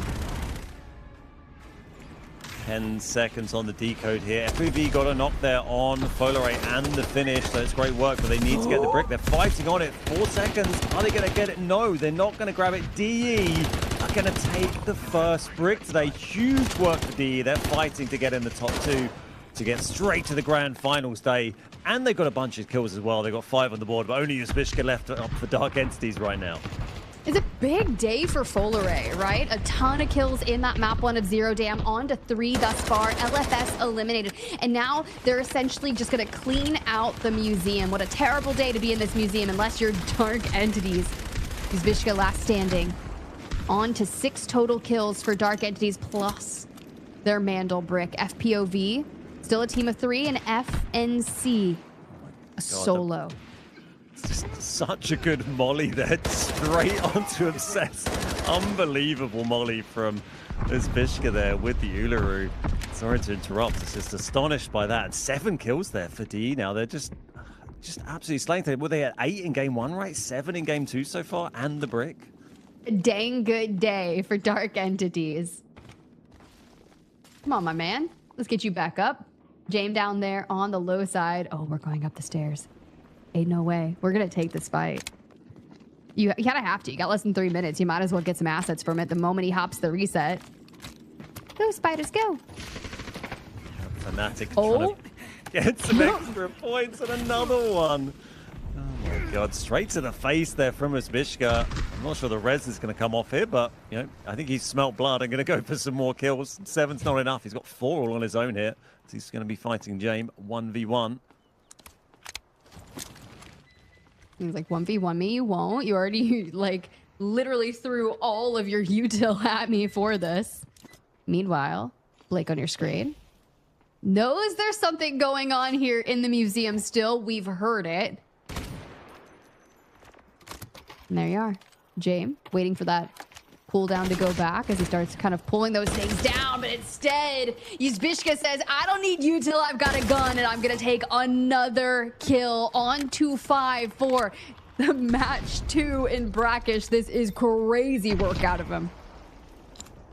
Clearly, Uzbishka didn't want to be outdone by Folare, getting 6 in game 1, already up to 5 for himself in game 2 now. FPOV, they got all their members up. We've got 1:45 on the clock. There's not really too much for FPOV to do here other than try and pick up 1 more kill point against DE. And Uzbishka is going to be doing his very best to stop that. We'll see what he does with his util this time. Got a molly ready, nearly 2. Oh, do it. Do it. If you all individually peek him, that's wild. Blake's gonna have to have Yersay's back. Immediately throws that, hits the jump. And just like that, Uzbishka's gonna fall here, but could have had it. Let's go ahead and check in with your side from FPOV. The word I would use to describe us is probably relentless. No matter what happens in the game, we will always keep applying the same pressure until the final moment and just try to play our game in the best possible way. Okay. You love to hear it. Relentless. Doesn't matter what's going on in the game. We're just going to keep on pushing, and FPOV does exactly that.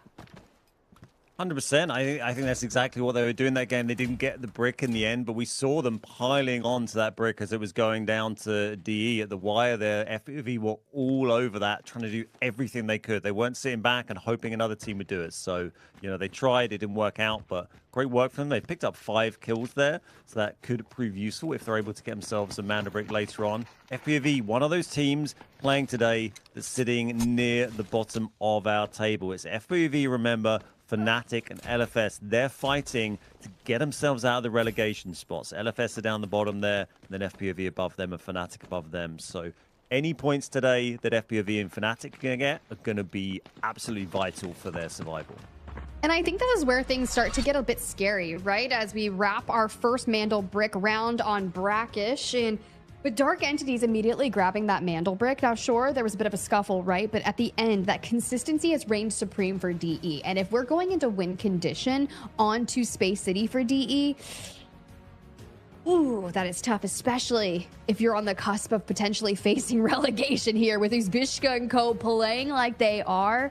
We could see a 4 or 5 game series. Yeah, absolutely. I mean, DE looking very much on form. We talked about it during the intro, right? That they've been on form over the last several matches, getting second places and first in all of the games they've played. And there's absolutely no surprises there. Another 8-kill game for Dark Entities, 2,000 damage for the boys. And we're going to see 5 dropped by Uzbishka. We saw most of those at the end there. Photorate grabbing another 3. That's 8 on the board for them. FPOV grabbing themselves 5, 3 for LFS. And a couple there for some of the other teams as well. 5 for Uzbishka, 3 for Photorate, 3 for Stickinson. Again, Stickinson always fighting. They didn't manage to get the brick again, unfortunately, though. Ooh, but LFS was making a valiant effort to get that brick. Back to our top damage dealer is Bishka, 1.4k. Dang, dude is frying when it comes to just keeping that damage output so high. And Fleric there with 5 assists. Massive considering, you know, getting those assists is just as important as the kills themselves. You are allowing your teammates to be incredibly efficient. And speaking of efficient, James there with almost 1 mil in assets. A good amount taken home. 1,400 damage for our damage leader of the EMEA region so far, Uzbishka. And, you know, DE have turned up today looking like they got a point to prove, right? Yeah, they really do. But on the other side of things, I'm needing LFS, right? Standard out showing there in that Brakkesh round. Space City is going to be everything for them. But Ben, before we cut to a quick break, I need you to lay it on the line. We're going to Tide Prison. It's kind of that eco round before everything. It's like the beginning of the end. If you're finding yourself on the outside and looking in, potentially facing relegation, what do we do on Tide Prison? Well, an outside. Two members now the odds are in their favor. 2v1.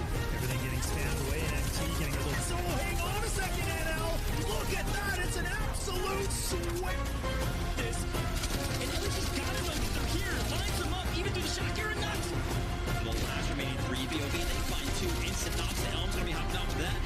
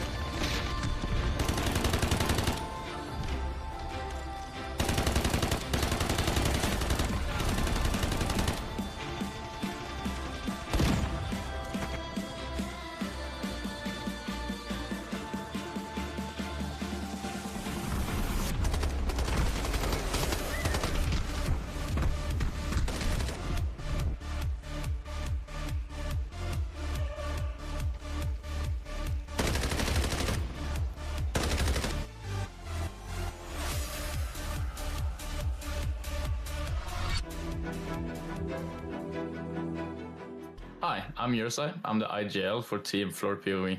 So I first heard about Delta Force through my IRL friends. So that was basically how I heard about it. And after I tried it out, I joined the gameplay immediately. And it quickly became a main competitive game. So the team consists of, we're 5 players on the team. Obviously me, I'm the IGL. We also got Blake as our support. His role is to keep the team together, and there's a lot of the work that enables me and Obsess to do our job, we can say. Obsess is our main fragger, and his job is to create space and win key fights. We also have 2 subs in MX, KX and Robo, and they've been a huge part of our preparation before Pro League, helping us practice and always being ready to step in when needed. So our last qualifier was definitely chaotic. I think in round 7, we had a really chaotic moment where we eliminated 2 teams inside of classroom and test range. And we also knew that we were winning on points and that both teams were then was contesting us. But it was a lot of chaotic in the heat of the moment. We had 3 teams surrounding us. We had especially Blake. He was extremely screaming about taking the brick and double bricking while we were trying to like get him out of it, and the comms got heated. There was a lot of pressure, but it was really stressful, but we luckily managed to recover the situation and close the game out. And looking back at it, it's funny now, but during the game my heart rate was definitely up. So we have a few things we've been practicing, but I don't really want to disclose it now, or else there wouldn't be any secrets before the league starts. So I think my team, Floor POV, will be in the top 5 this tournament. I think we have improved a lot recently, and we have some good things planned coming up for the tournament as well.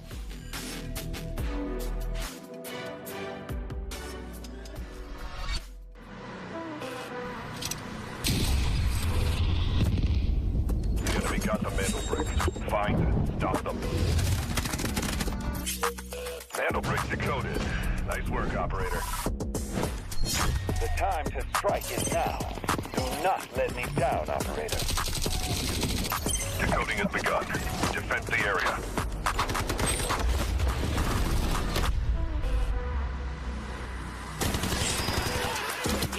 Is about to take the first brick of the tournament, and they're going to do it! What goes around, comes around. Not gonna do very much though. You get barrel stuff. Skydie is getting aggressive. See what I did there? You ain't seen nothing yet. Let's knock them off their feet. There we go. Much different narrative.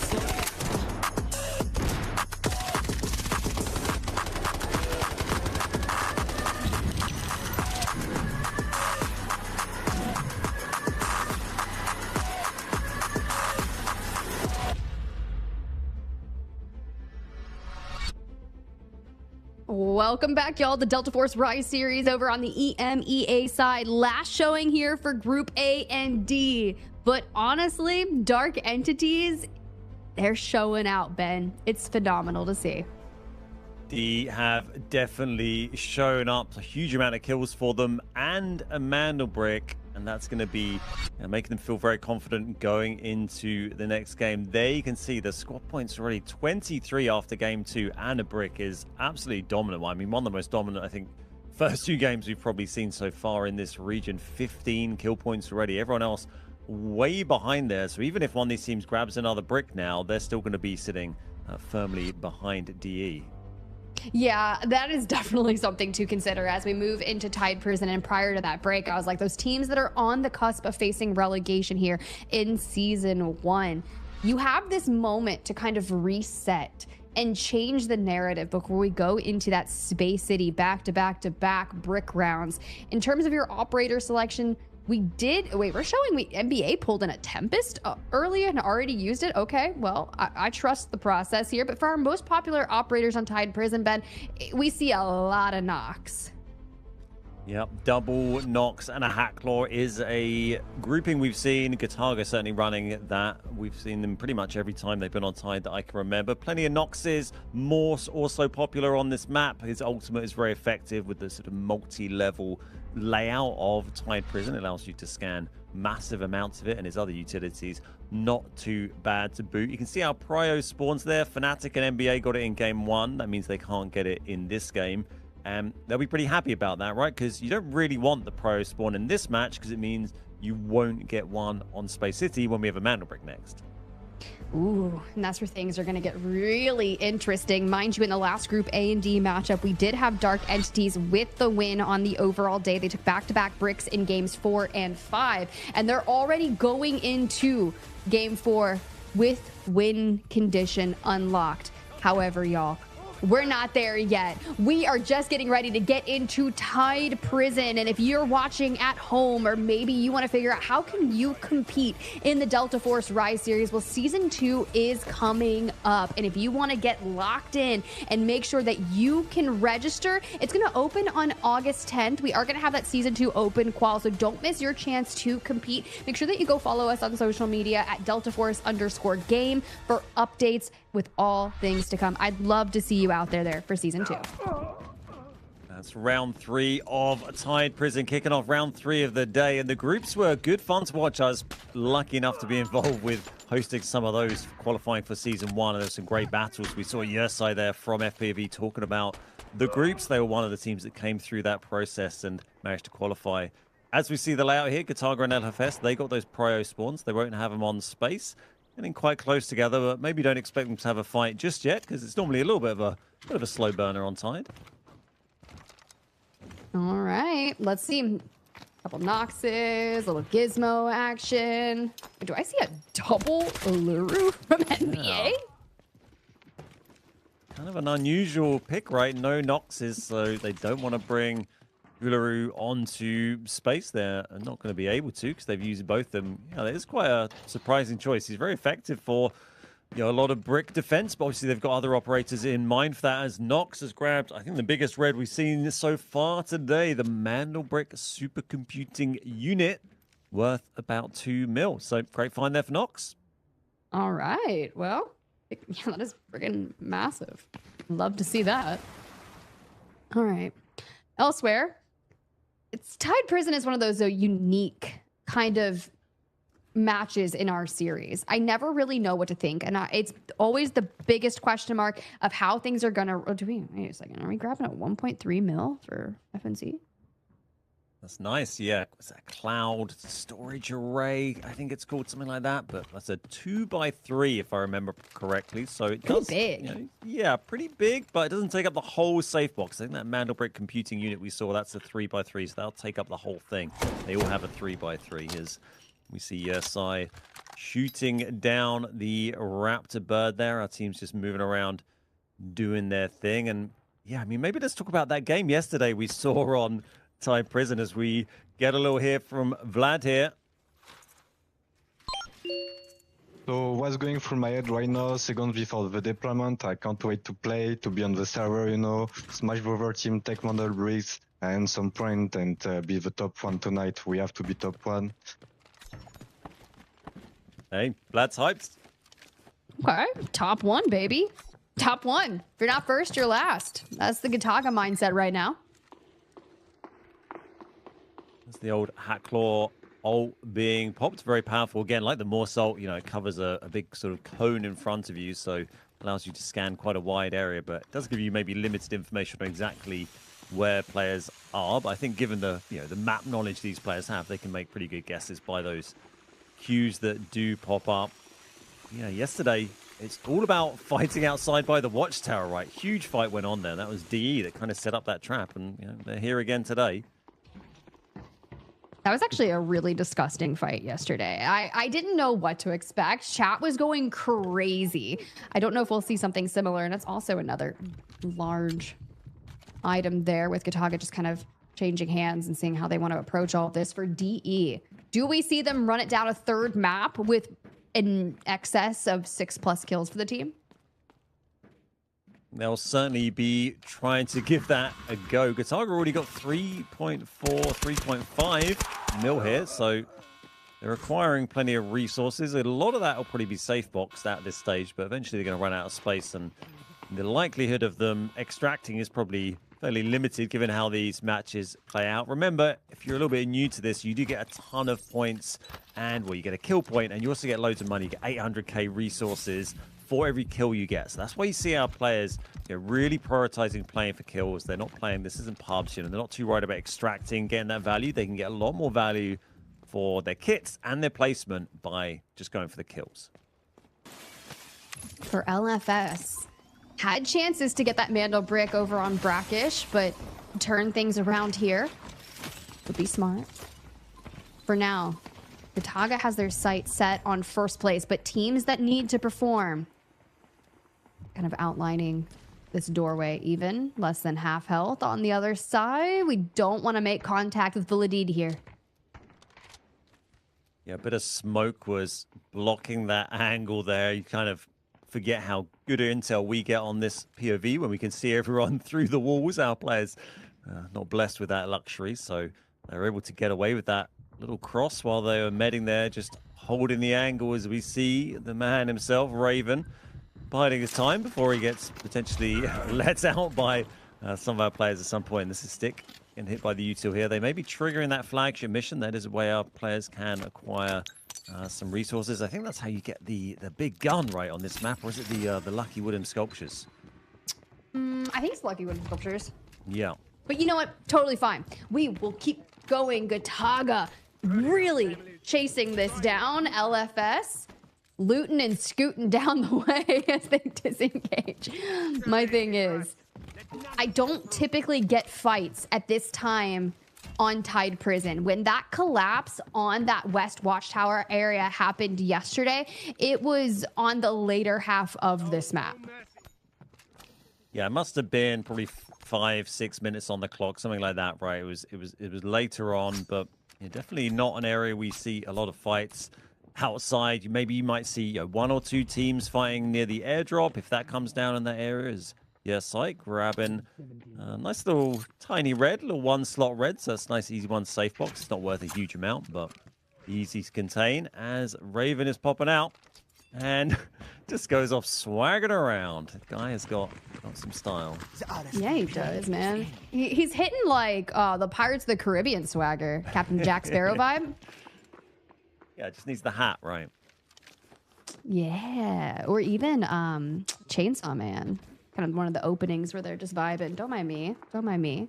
Any anime weebs out there? I see you. We cater for all tastes here. We got it all covered. It's Imperator. Keep an eye out. This is LFS. They're controlling this sort of central region, this sort of office layout here. This is quite near the lever you pull for the extract, by the way, although it's a little early in the day for that. Someone may choose to pull it at some point. Of course, we have the bagless extract. You can see in the northeast there as well. That has one slot available. And our players can take that if they swim down and drop their backpack as well. And there's also the other extract right down in the water, right in the bottom, that our teams can take should they choose. So I'm pretty sure yesterday, I think maybe we had one player go out through bagless, and that's certainly not uncommon for Tide, right? Yeah, that's exactly what happened. We did get one player that decided to filter out through there. I believe it was Enter who had extracted. No worries though, as we get to about that 10-minute mark. Airdrop will be incoming in about 1.5 minutes, so we'll chat more about what's to be expected when that lands on the ground. Elsewhere, you still do have DE and NBA kind of towards the north, probably hearing each other, but for Gataga, who really wants to get engaged, right? You see that Hekla kind of giving them some information, but haven't been able to necessarily track them down just yet. And pretty much all the teams really here, apart from DE, need to get engaged and get themselves some kills because they're really flagging behind, quite significantly, obviously in terms of the Mandelbrick, but on those squad points as well. So definitely, best result for all of these teams here would be just to get a good few kills on the board. One of these teams can pick up, 5 or 6 kills, and there's that cloud array. You can see in the safe box there. Very nice little red. Get some kills on the board. Close that score point gap to D. Hope the D don't come out and kill half the lobby again, because that's not going to help any of the other teams. And then push on for that Mandelbrick in the next games. Ooh, I'm just like getting excited for Space City. I'm just put a heart rate monitor on and see how it's going to be, because I know our players are going to be performing to the top of their capabilities and kind of stressed. I'm not going to lie. Same over here to watch it. And also that whistling. Like a horror game. Probably going to hear those bosses having a little fight between each other as well. And occasionally, we're even blessed with seeing the boss managing to knock one of our players as well. There is the airdrop that has landed. That's going to have some reds in it for our players should they choose to grab it. Didn't look like anyone was really on it at the moment. These players, they want kills. They're not too fussed about a few reds and golds from the airdrop. They want to get their kills. That's what they're prioritizing here. It's their final day in the groups. They got to make something happen. Man just hit a full somersault and let's get him. Knife him right in the back. Bye, prison guard. for NBA. Still kind of dancing around. Now, I will say DE has been in this vicinity and they are playing small, not really making a lot of noise. See the Fallen Prince Raven there, working on him. Raven having a real bad time there. It's a pretty one-sided fight. Or Raven, I think he's gonna go down. Yep, there he goes. 1 for Prison Guard, 0 for Raven, unfortunately. That was such a dramatic fall. I'm like so tempted to like recreate it and be like, ooh, well, regardless. NBA back onto their POV as they just work their way through this area on the northwestern, checking all the things. Okay.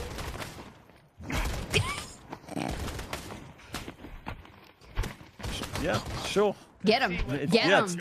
It's not graceful, but both the bosses. Oh, no, there we go. Groth did manage to come out on top. Very low health, so at least will be easy for our players to deal with if they do have to fight him at some point. 7 minutes on the match. Time an hour, getting towards the interesting end of Tide. No one's picked. We haven't had a single knock from any of our teams yet, have we, as DE? Yep. Zbyszko looks very firmly relaxed.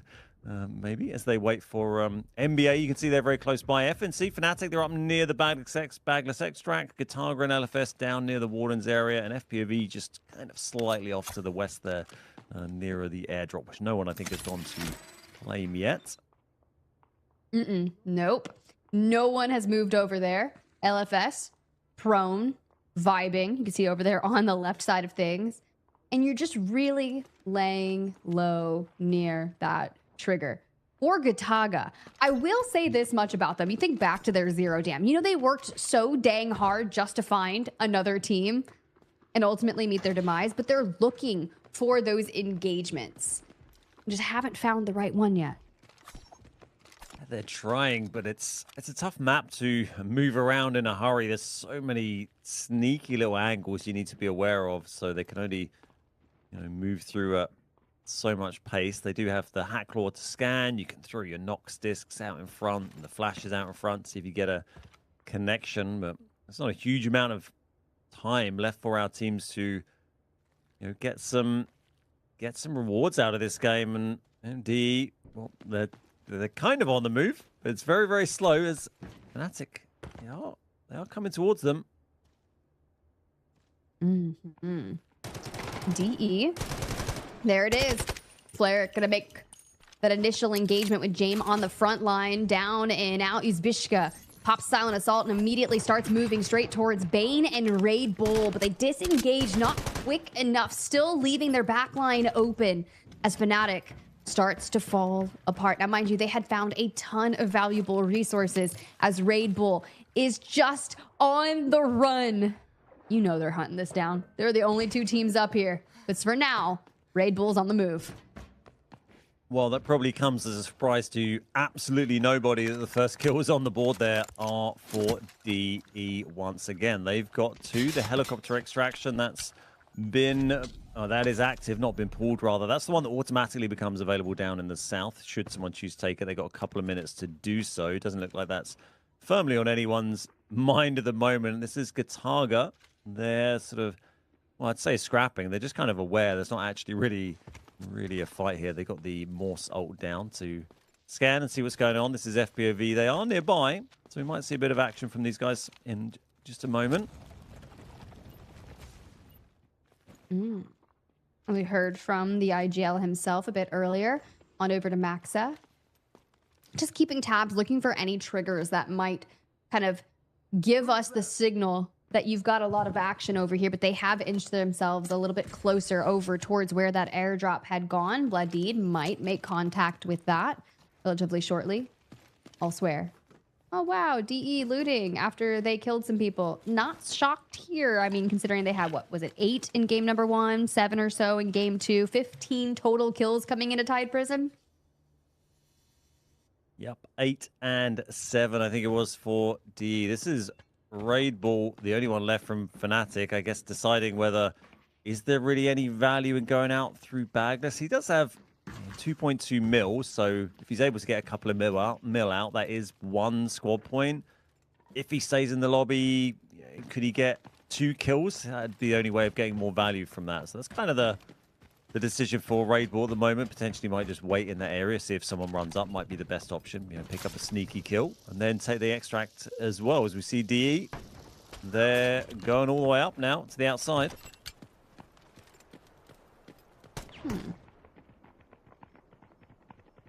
All right, well, there you have it. Little POV of that airdrop sitting by itself. All lonely. Oh, wait, Fleric, finally, you're here. Let's see what you get. Oh, okay. A little 275K. Okay. We take that. Yeah, three single slot reds there. It's not, you know, it all adds up. They're nearly at 4 mil. Of course, that involved them all getting off the map as well, which is not going to happen at this point because there's only 2.5 minutes left as our teams are coming together. So it's all about fighting for kills, but they can get that stuff safe box. Nice small reds is going to be perfect for them as Maxa pulls out the drones there, gets back up to full HP. Got the disc ready to throw should he need it. And Gataga, as we see Nox taking down Stick, once again picking up kills. Uvela getting some of Gataga as well. And Gataga, just like that, Nox Fledid, Maxa, they're gone.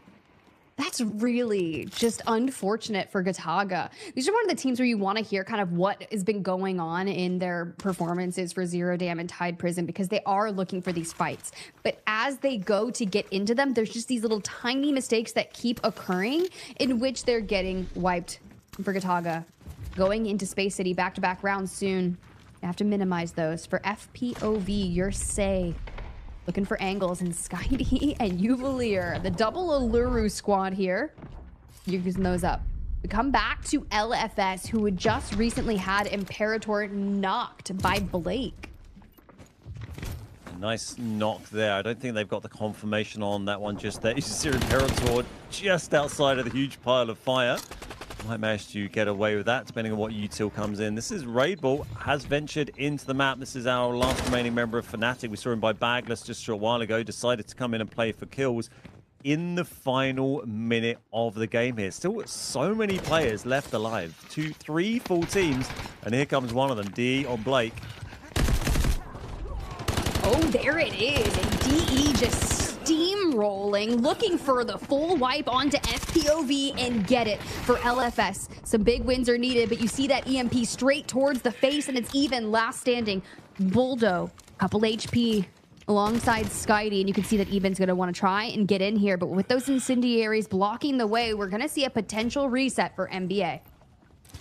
The NBA picks up 2 on LFS there, leaving them just 1 up. So they've got the advantage there. DE, as they've been doing all day, they're on 5 kills now. The only full team up. They're going to push on an NBA here. If they've got the util ready, then this could be massive for them. And especially it's just going to try to get stuck in there, but set on fire. Had to bail out. And only 10 seconds left now for our players.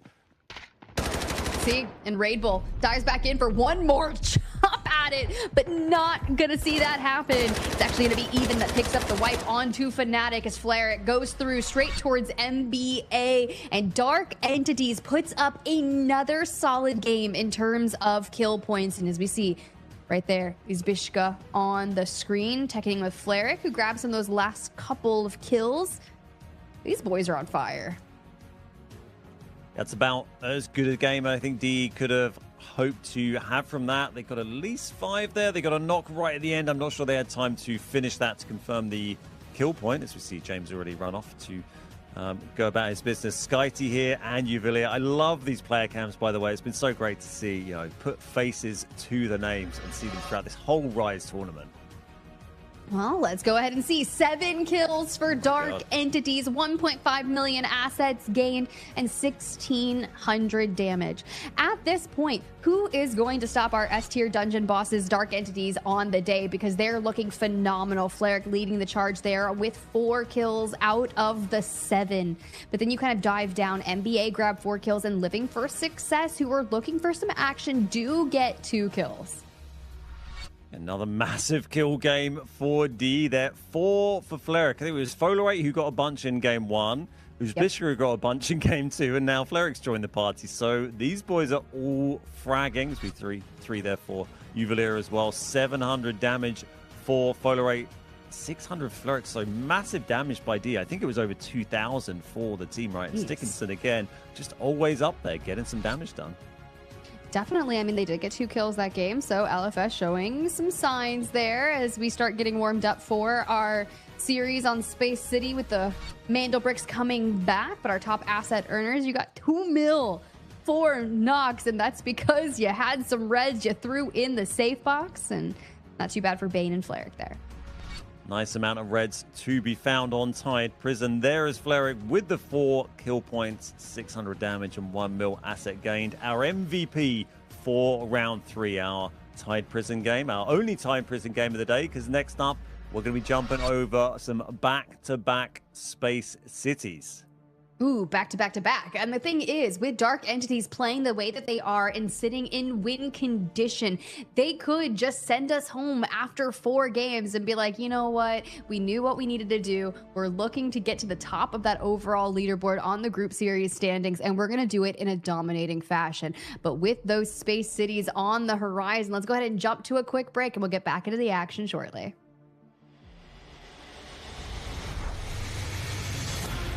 Members, now the odds are in their favor, 2v1. Everything getting spanned away, and NT getting a little solo. Hang on a second, NL. Look at that, it's an absolute swing. This. And Ellis got him, they're here, lines them up, even to the shot, you're enough. For the last remaining 3 BOV, they find 2 instant knocks. Elm's gonna be hopping off that.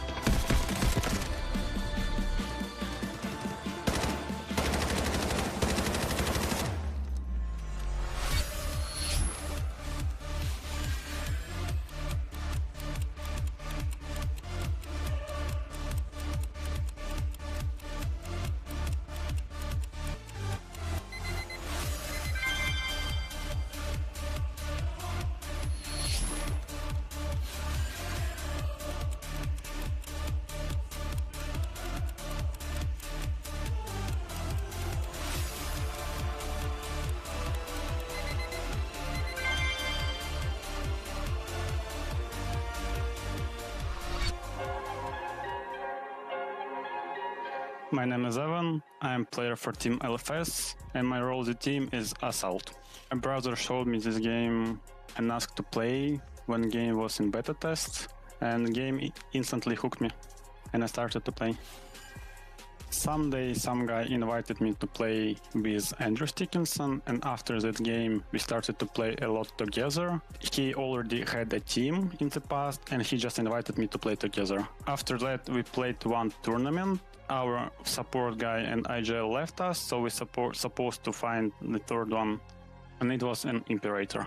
I guess it's our game style, because it depends on different spawns, so we could be very aggressive team who runs forward to fight and runs to take the Mandel brick, no matter what, or we can play a very passive to go on Mandel brick as a last team.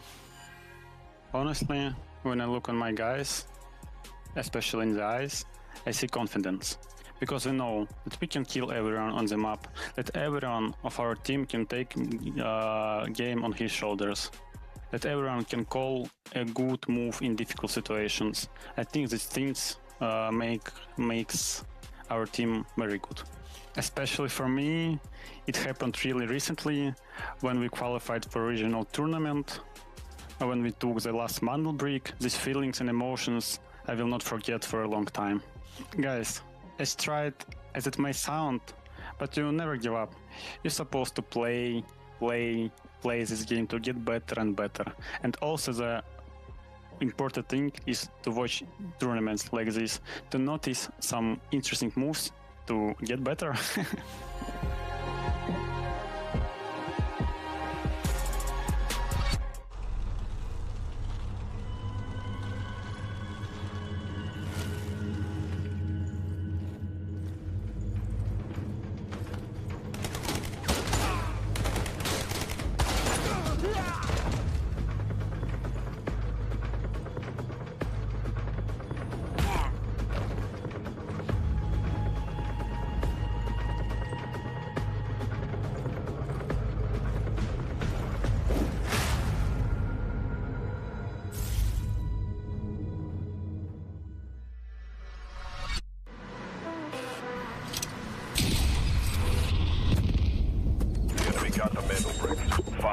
Stop them. Vandal break decoded. Nice work, operator. The time to strike is now. Do not let me down, operator. Decoding has begun. Defend the area.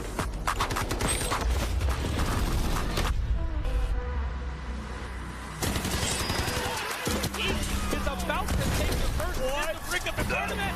And they're going to do it. What goes around comes around. Oh, not gonna do very much. Though. You get barrel stuff. Skydie is getting aggressive. See what I did there? You ain't seen nothing yet. Let's knock them off their feet. There we go. Much damage, and there it is.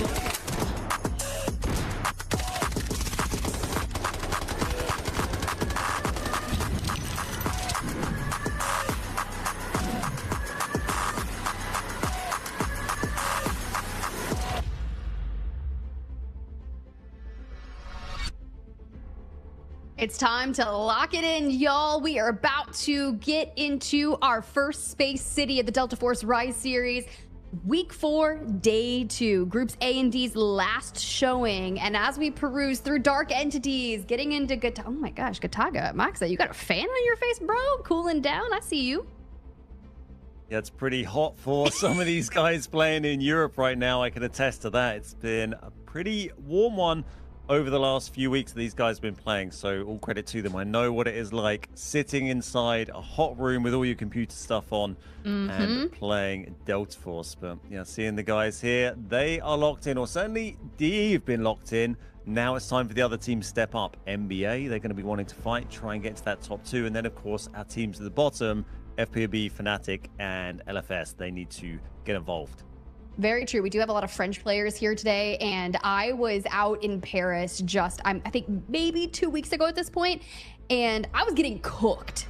So more respect to everyone locking it in on the EMEA side of things, because those heat waves are absolutely brutal. But also, this leaderboard, great for Dark Entities, brutal for everyone else. 32 total squad points and a Mandel brick for Dark Entities. If we close it out in 4, this might be one of the most dominant showings that we've had throughout our group series. Certainly in EMEA, I haven't had as much time to follow NA super closely, but this is huge. It's normally been a lot tighter than this, but you know, if another team gets 2 Mandel bricks, DE are still only going to finish second with that, so they need to keep their eyes focused on the brick. That is the prize. But 32 squad points, I mean, they're averaging over 10 squad points per game over the first 3 matches is kind of unheard of, really. Ooh, very true. As we look through our map rotation, you can see it was Dark Entities, like we said, that got that initial Mandel brick on Brakkesh alongside the airdrop round. As we move into rounds 4 through potentially 6, Space City is where you'll likely see our teams start to invest their Tempest. A lot of Tempest on the board for our players. No knocks for Gataga. That's totally fine. Most people pull them out on Tide Prison. NBA, however, has had some of the most peculiar operator selections for today, and they do have some things available. They've already used up a double Uluru, but our most popular operators for Space City kick things off with that Stinger Luna Tempest vibe.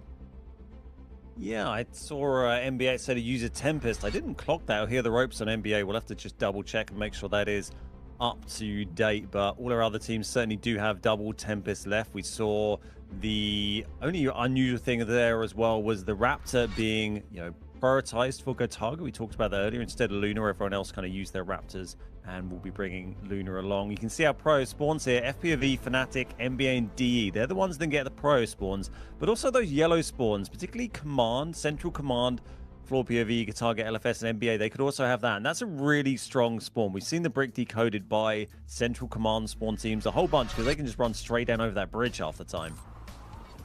Well, guys, here's the deal. Before we jump into our first Space City map of the day, let's go ahead and hit y'all with a quick giveaway, right? A redeemable code for 1,000 Delta tickets is about to appear on your screen.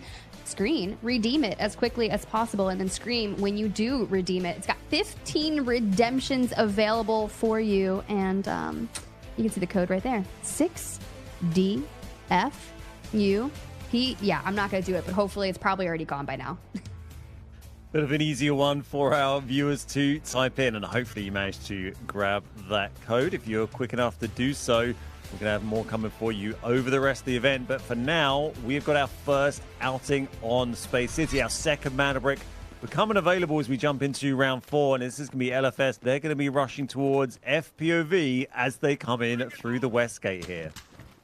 Oh, interesting. That's going to be... Usually we do see the team that gets the dormitory spawn, which is LFS, go hyper aggro, and they're putting feelers immediately out towards FPOV. Now, mind you guys, LFS was a team that had to perform to the top of the capabilities. You heard from Even there just before the break about what they were doing and what he has to say to people that are looking to get into Delta Force competitive. Like, you don't know until you try, and all you can do is keep trying to improve yourself and do the best that you can with your team and work on that chemistry. Let's see what they have here today for NBA.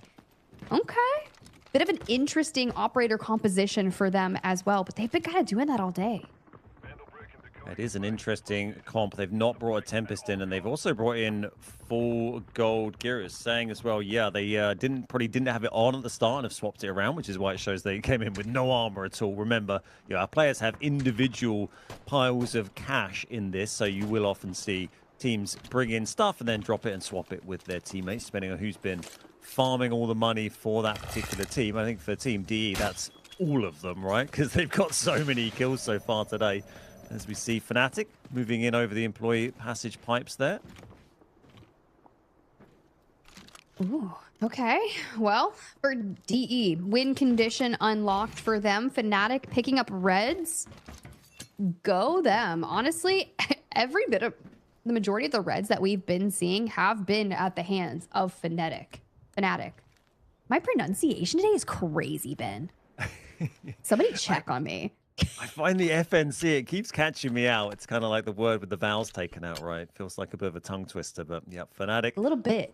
Yep, obsessed there. And most of our teams already quite central, maybe more central than you might normally see this early in a space, right? As DE, they've grabbed the brick, and that is our match point team currently. They actually had the other prio spawn. They had the employee passage spawn, came in straight over the pipes and got in the middle, and they've picked up the brick straight away. Gataga, they came in from Central Command, so that other strong spawn we talked about. And then NBA, the other tier 2 spawn, they came in over the bridge, keycarded that, and then came in that route. So you're going to see them over on the south. And DE, just have a little think about where they're going to go here. They don't really have an obvious choice at the moment. I mean, they were one of the teams that got into that black chamber chaos just yesterday. So do we go back? Do we want more of that? I mean, we would definitely love to see some more chaos in Black Chamber. This is where it finished yesterday for number 1. They grabbed it. We were talking about this game earlier. I went back and checked through the VOD, by the way. The final game yesterday, the brick changed hands 17 times. That's in one game, 17 times after the initial placement. Yeah, and that's largely because the guy on your screen was playing from the room as a solo that you can see Skydie kind of just come out of. He was literally in the back behind a suitcase and would just full send run out there and grab it as a solo. I think he did that like 3 or 4 times. Yeah, over and over. And I think Agartha had the brick 5 times. Gataga had it a bunch. LFS had it 5 times. It was absolutely relentless. I think that's got to be up there with the record decode swaps in an event so far. That was a 2 mil red. Oh, the power battery pack. I wish I could find that in pubs. I need it for my collection room, and Uvalier's got it there. I'm pretty jealous of that one, but it is also absolutely massive, so I'm not sure he'll actually be taking out the map. Will be a little interesting here. All right. Have we landed on a positioning in which we'd like to contend for? Let's go ahead and check in and see how DE's feeling. Двойка? Подожди, ты сказал двойка или тройка? 3. У меня 3 везде. Это из-за SEO у меня 3. А сколько у тебя до ульты? Есть. Мне смог дали на рампу.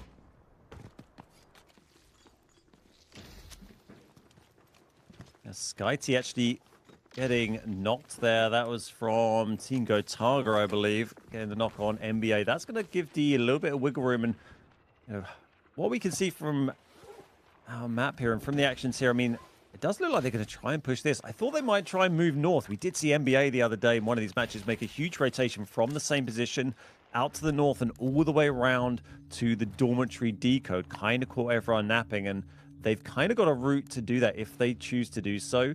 FNC are lurking outside, but there's no one across Central Command on that bridge. So if they're able to cross, that would be an option for them. But they've got 2 minutes to decide this. It'd certainly be bold if they push south, I think, right now. I mean, be bold.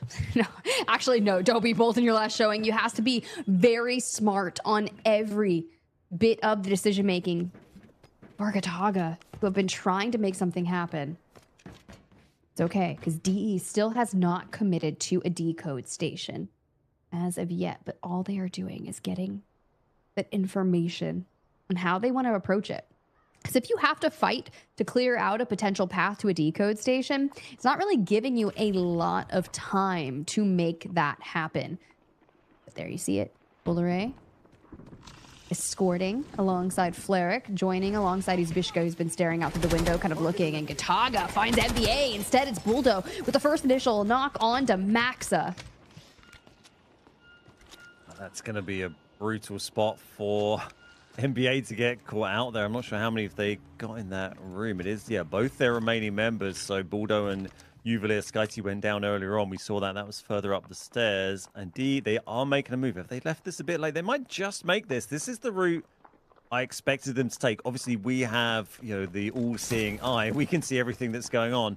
They managed to get out there. It was only really Fnatic they needed to dodge. And now they can move across here. And they should, if they're quick, just about have time to grab this dorm decode. It is going to be very tight, but I think they might just make this. And you can see FPOV there. I think they're potentially reading that, unless they're just reacting to LFS. I think the team's now realizing, well, also, of course, it's a mana brick, right? You can see where it is. You can see who's got it. Also true. And as it is absolutely making its way towards dormitory, you have to think about how they're going to be able to set up on the defense. They have probably 20 or so seconds before people start to make their way over, because everyone's going to have to be conservative and watch their LOS. You have LFS that's going to be coming down towards the south side of things, where FNC is really working on the central command area and clearing it out. But back to Gataga in the NBA, a brutal engagement over here on the Black Chamber side of things. Case that, you know, decode went this way. Instead, they find a brawl. And all of this is going to play into the hands of D perfectly, because it just slows down these teams coming to fight that brick. Another nice red pull there for Rabel. Another annoyingly one that I need for my collection room, but that's enough about my collection room. Stick picks up a knock on your site, and again, teams scrapping and third party each other while the team decoding is just chilling. And that's a really hard spot to push, as we see Uvalir taken down by Nox there. Yet another kill on the board for Nox. Got so many this tournament. Now that's going to be a 1v3 against Buldo into this little room. They need to get this wrapped up quickly and just get out of there. Yeah, they do. Go ahead and invest some util. There's only so much you can do as that rolls on in. Vladid wants to take the fight, and Buldo finds himself just unfortunate situation as Gataga has moved in. And interesting development down here. By the way, D placed that mana brick down on the decode with 1 second left before it respawned. They timed that perfectly. What we're going to see here, yeah, this is Stickinson getting a knock on Uzbishka from D. They're decoding that brick right now, Dark Entities. But Uzbishka was actually quite separate from the others, so not revivable, and that's let LFS get through the west gate. That's one of the hardest things to do, really, when you're pushing this position, is getting out from west gate and towards here, because you can get sniped so easily. So DE, they're a man down now. They've got the decode still with 2 minutes, but this is going to be a challenging one for them to get because of that split situation. How do you guard the Mandelbrick, your north and your south, with just a duo? You can see LFS have now made a pit stop over onto Izbishka as they loot throughout, but Fnatic is the team that was coming in from the northern side, and they are essentially kind of deathballing together, staying as a team of 3 with DE, Fleric, and Folere. I mean, look, they've been popping off. All 3 players on Dark Entities has been. But knowing that you have to see what kind of resources do we have, where are the information, where are teams approaching, and if LFS do this right with the audio cues, should move on to DE the moment Fnatic makes presence.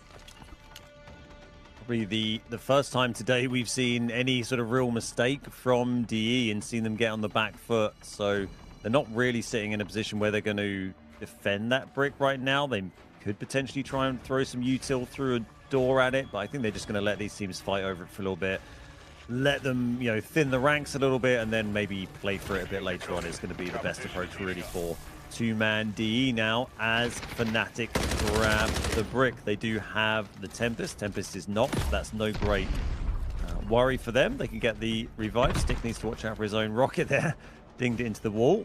And it's going to be LFS and FNC. Fnatic fighting over at the moment. I think the other teams hopefully will be joining us soon. There we go. There's Gataga. Gataga mirroring that rotation that we saw LFS take through Westgate. And honestly, not a bad move here for Stickinson to go check this. Little hip fire. Yeah, great shots there from Stick. Certainly no stranger to picking up kills. This is Nox, another player with a bunch of kills on the board. They got 3 on the board for this game so far. 2.5 minutes on the decode for Fnatic. And yeah, FPOV they're slowly making their way over. They seem happy to arrive late to the party. See, Nox here. Reassessing the way they're going to do it. Instead, they're going to go north on the outskirts. Getting the eyes in the sky. Sight out some members of Fnatic there. And this is where we're going to have that like game plan, right? Fnatic, the current ones decoding just over 2 minutes. They did get that initial res thanks to the Tempest one going to steal the decode. But back to the duo of Dark Entities who have not been able to recover. Going to be a duo running it out. Uzbishka will not be able to be picked up. Lost cause here. But honestly, with the way Dark Entities have been playing, if you let some of these other teams brawl it out, you could recover and close it out as a duo.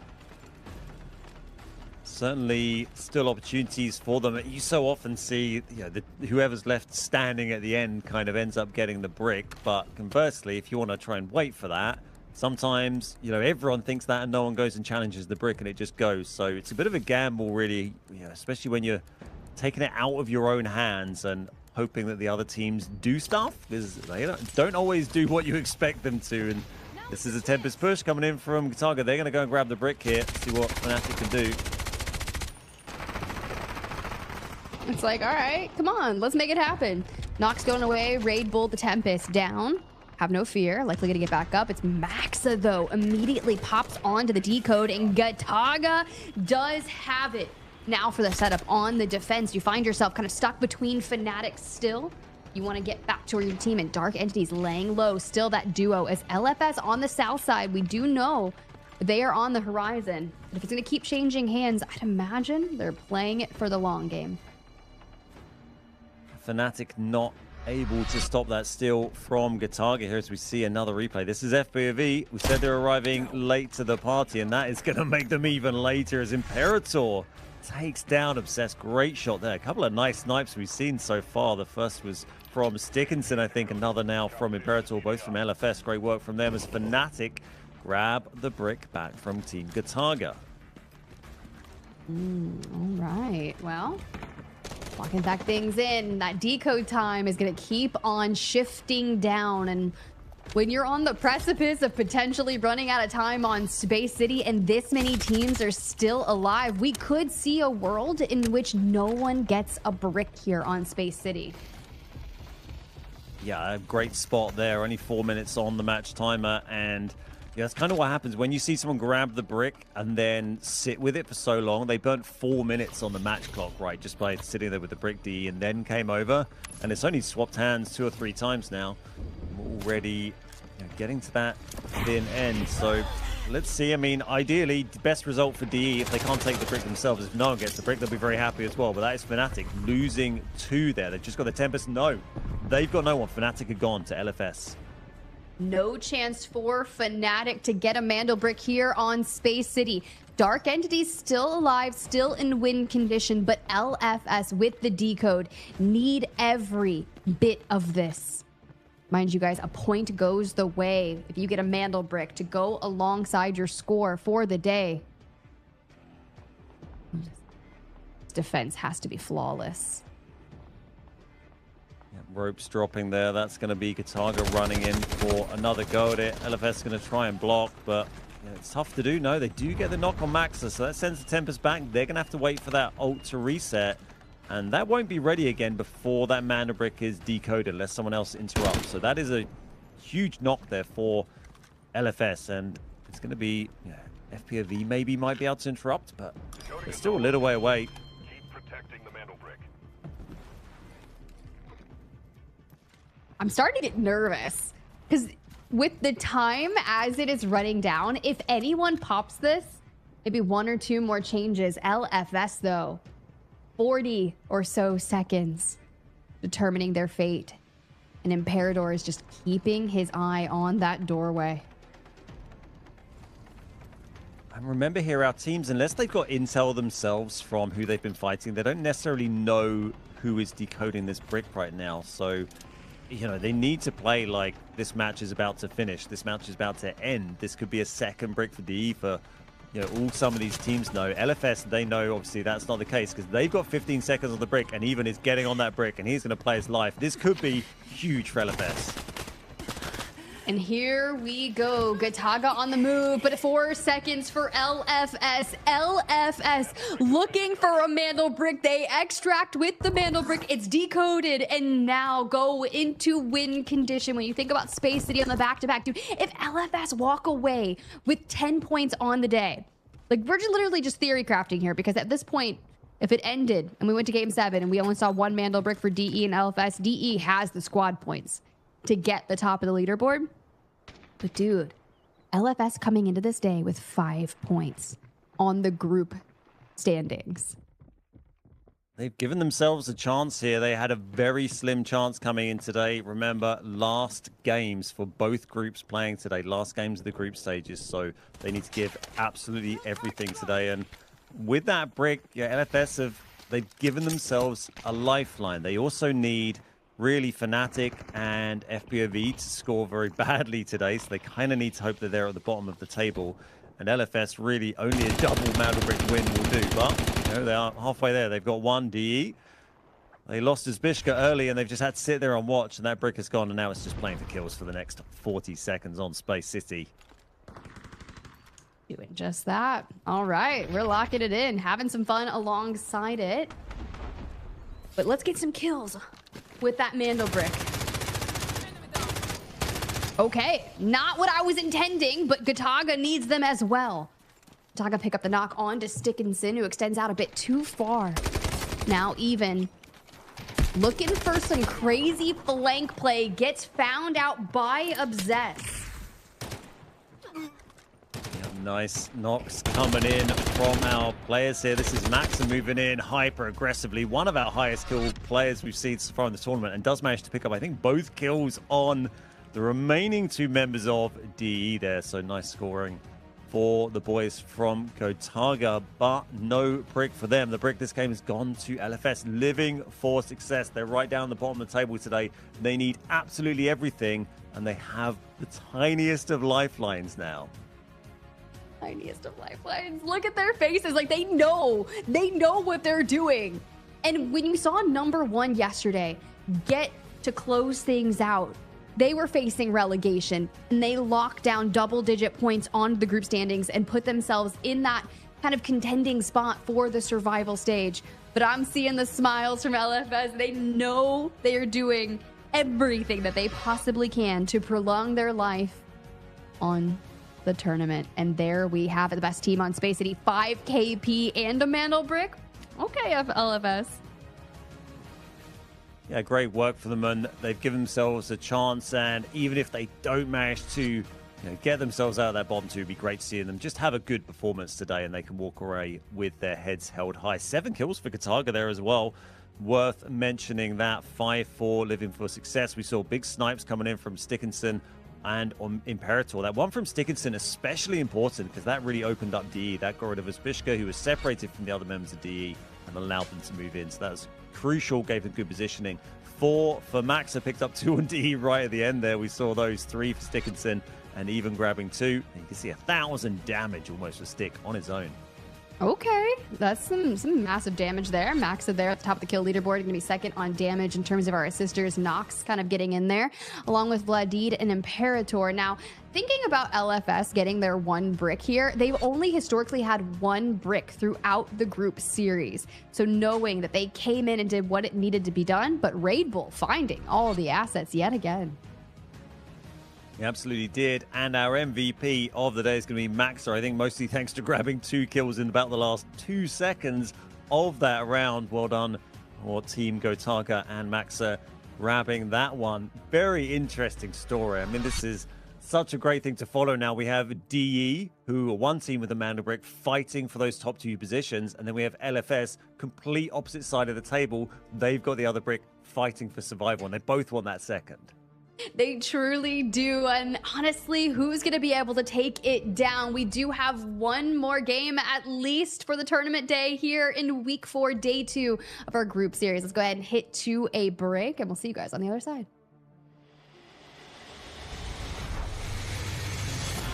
Two members now the odds are in their favor 2v1.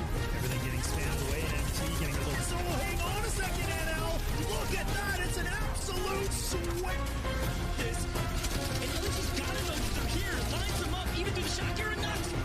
The last remaining 3 BOV, they find 2 instant knocks. The Elm's gonna be hopping off that.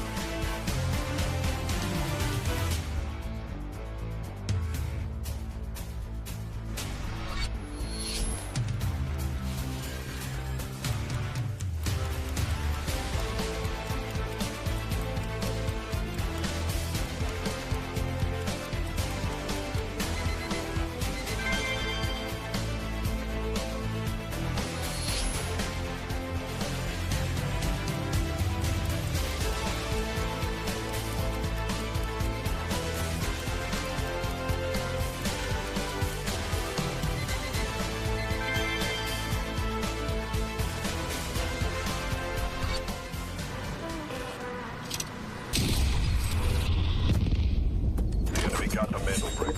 Find it. Stop them. Mandelbrick decoded. Nice work, operator. The time to strike is now. Do not let me down, operator. Decoding has begun. Defend the area.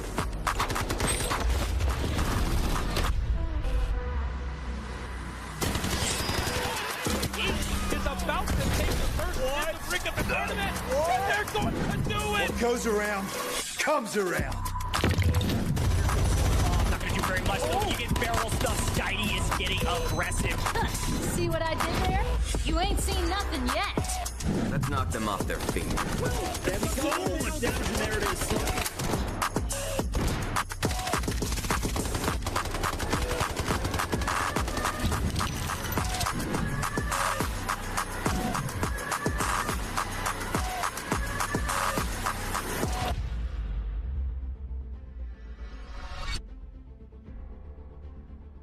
Two teams in win condition, and LFS fresh off a Mandelbrick on Space City, fighting to prolong their life in Season 1 of the Delta Force Rise series. Guys, we are back. We are just getting started here. Or is it the beginning of the end for some teams, Ben? Well, it very much could be that way. We've got the bottom 3 fighting it out today. You can see Fnatic, Floor POV, and LFS. They're the ones to watch fighting for relegation at the moment. DE, they're still sitting top. Joint Mandelbricks with Living for Success, of course. But those huge squad points DE acquired over the first 3 games. They actually didn't gain any more in that game there, despite being the first ones to claim the brick. We're going to be jumping onto Space City once again, of course, for another man to brick round. If we make it to the next game, assuming that no one gets a double man to brick, that'll be Space as well. And you can see our operator selection. Everyone got a Tempest left still? Ooh, actually, now we look at it, LFS got that Mandel brick without a Tempest and can expend one back-to-back if we should need to. I like that for them. A couple of Valurus on the rise as well. So it's only gonna... Time will tell what we see our players pull out. I'm keeping my eyes on NBA because honestly, I have no idea what they're going to throw down with Stinger Luna Tempest still being the most popular operator combo there with 63 total lock-ins throughout our tournament. And that Tempest pick rate, we're just going to keep seeing it go up here on Space City always. Yeah, NBA, I think one of the teams today we've not seen really at their full potential yet. And you can see the spawns they might have. They might have a tier 1 spawn going into game 5 today. Could also be Fnatic, Gataga, or LFS. Going to be interesting to see who gets to charge in through the West Gate. We've just about seen everyone make it through, I think, the past couple of days, haven't we? Sometimes we've seen some absolute disasters there. I think it was Team Genius that got wiped through a little while ago. But we are jumping into our next game now. And before we do that, y'all, if you're at home wanting to see what the heck is going on, maybe you want to play for Season 2, go ahead and get your team together and sign up for that Season 2 Open qualifier. Of course, registration will open on August 10th, which is crazy because that's 9 days from now. We're in August. 2026 has been action-packed, so don't miss your chance to compete and see if you've got what it takes to get some of those Mandelbrick decodes and chow some of our heavy-hitting squads. You could be looking just as good as Dark Entities is today as we kick things off in round 5 with them. This is going to be DE pushing NBA, and they haven't got any smoke down at all yet. They're going to go for smoke late here. I'm just curious what their players. They've got gizmos, they've got the smoke grenades. A little bit limited on option. Obviously, you'd rather have maybe a stinger there, gives you a huge smoke you can deploy. NBA just waiting for the mag dump, and they can probably sneak in here, but I think they got let off the hook there. Yeah, actually they do here. You got the Luna Tempest Stinger combo here for DE. They're getting serious. We're gonna go for, since they've got that match point unlocked, Skydie. However, on the ground, if your Tempest has been fooled, things may be getting more interesting for NBA. LFS, who are also on the table with match point unlocked. What are we gonna see here as everyone is starting to move towards where that Mandel brick has spawned? Great move from LFS there. That was hyper aggressive. They came across from the central command spawn, one we talked about being a pretty good spawn, even though it's tier 2. They came straight across the zips, heard that fight going on. They obviously heard NBA. They were quite slow getting in through Westgate as they were waiting to get their smoke down, and that just allowed them to get the shots on Skydie. As you say, their Tempest, and we've seen another knock here. This is Jame taken out by Maxa through the stairs. Oh, dang. Ain't no way this is happening. But that's okay. Fnatic definitely getting eyed down by Gataga, but LFS also hearing the engagements, putting pressure down as well. It's going to be a really interesting map here on Space City. We outlined the fact that DE is fighting for the top 2, looking for auto qual into the finals next weekend on Sunday. And LFS just looking to avoid relegation. Fnatic just ahead of that cutoff line of the bottom 2, so needing to show up and show out. But as you see, what people have invested here, Gataga, Fnatic, LFS, pretty much solid gold. DE bringing in the gold ammo alongside FPOV. Maxa already retreating back on that Tempest ult. Yep, Gataga grabbing the brick with the Tempest, so that timer has begun. They might find themselves in a similar situation. They didn't have a decode station lockdown, but they might have a little bit easier access into the black chamber potentially here. Yeah, looks like they're going to move down, and on the minimap there, can't see anyone in, so we are going back to the black chamber decode, the one we saw absolute chaos on yesterday. Let's see if it goes that way again. It's certainly been placed on it very early. We've got 15 minutes on the match clock for our teams to decide what they want to do. Also, just a quick note that Skydie did get revived there, as well as the other player that we dropped. So we're back up to a full contingent of all our teams now. I'm going to start a tally. We had, what, 17 you said yesterday? 17. In Black Chamber? Okay, cool. So far, we got one for Gataga, and they're just about to get 30 seconds done and dusted on that decode as everyone is starting their rotation throughout. Fnatic, we're kind of guarding that horizontal test workshop. Decode are going to have to get their way up towards the north, LFS out towards the west, and you are 100% right with NBA back to a team of 3. FPOV, though, do have to play from the far east and will have to cross to get over there. Interesting for them. A little bit like last game, really. FPOV spent a lot of time kind of roaming around on the outskirts and playing it slow, trying to time it right to just turn up at the ideal time. It didn't work out for them last game. You know, they didn't really manage to even get a chance to try and steal that brick. They're going to want to make sure they get a little bit more involved. You know, they're one of those teams, them and Fnatic, they're fighting, you know, just on the edge of that relegation zone, so they need some points. They don't necessarily need the crazy amount of points that LFS need, right? LFS basically only a double Mandelbrick win will do. Nothing else, I think, would mathematically get them enough to get out the bottom two. So not the same case for the other two teams. They, you know, if they could get 6-7 points, that could well be enough for one of those teams to survive.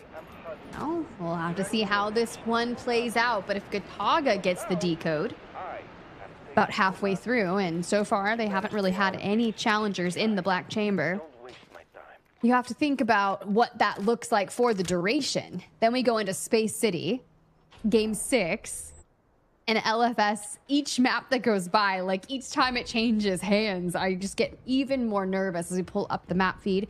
You see that LFS has been kind of locked in there. Same with NBA, out towards that ramp side of things, inside the building, kind of looking on the horizon. Fnatic do move up just a bit closer, but haven't quite invested the time. The biggest movement on the map right now is FPOV on the eastern side, kind of working to clear some things out, and then DE are full sprinting. But someone has to chow.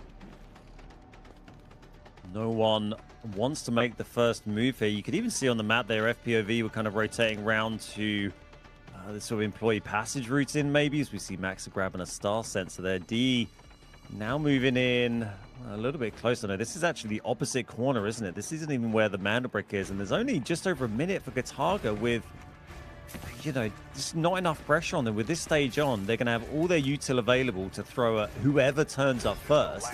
By the time you've recovered from that, you know, that clock's pretty much run out. This could easily be a free brick for Gataga here, I think.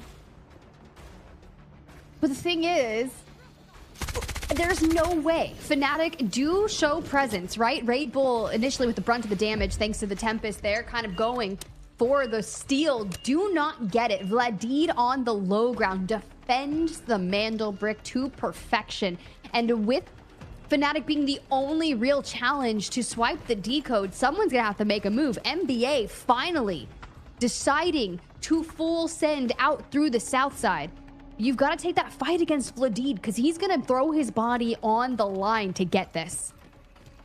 Everyone just snoozing. They've left it far too late to push in and take this. This is surely going to be Gataga's. They've got this controlled all day long. I mean, these teams are just fortunate this isn't LFS or DE. They could have been walking away with the match right now. SkyT's going to run in there, but no chance getting in. 1 second left. Free brick from Gataga. Well, it's not the 17 decode swaps we had in the end game yesterday, is it? Not a single one, just the placement. And Gataga grab a brick. 3 teams now with a Mandelbrick. I don't even know what to say about this. Just the stark differential in which we had yesterday in Black Chamber and then today. Which, to be fair, if anyone's going to get it, Gataga, after having their hands on the brick yesterday multiple times with Maxa just trying to survive. You know what? We'll take it. Karma says you go back to Black Chamber and you have a bit of an easier chance to make it happen. Yeah, just great work, you know, from Gataga. You got to be in it to win it. They got that brick early and got it down, and you do see these free bricks go sometimes. So it's always good to be the first one to get it down, as we see Bane also go down to DE. For Team Gataga, they're probably fighting a slightly lost cause in terms of the table here. They basically needed 10 points to just creep into the top 2. So that's a double Mandelbrick win, which they could do. But they also needed DE to basically score 0 points, which, I mean, that's not going to happen, is it? No.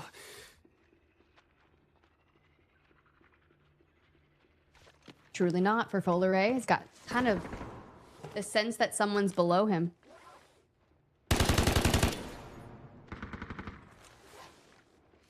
keeping an eye on Nox down there. They've already got one knocked underneath. You can see them there, and then Nox is hidden in that little sort of dead-end nook there. It's going to be hard to dig out, but they're both very much aware of each other's presence. 9 minutes left on the clock after this decode here, so plenty of time for our teams to try and farm some kills, and that's actually going to be...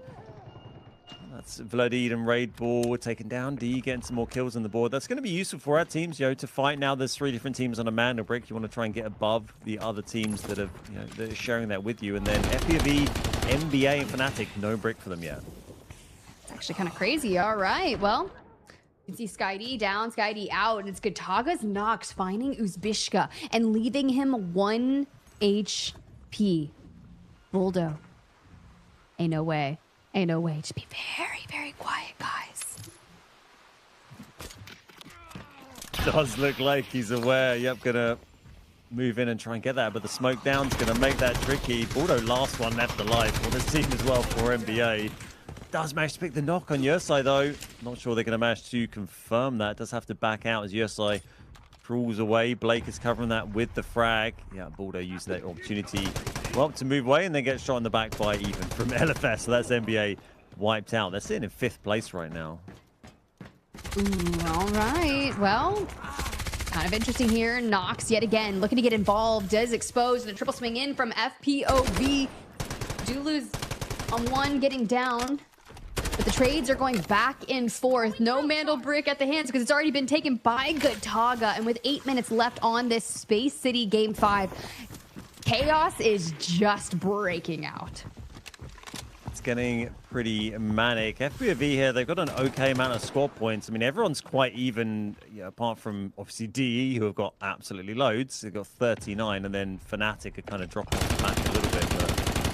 But where FPV are, they can get a Mandel brick next game and get a few points, then they could fight for 3rd, and they kind of need 3rd, I would say, FPOV to try and give themselves a chance to be out of that top 2. I'm not sure 4th, they would get, 2 points for 4th.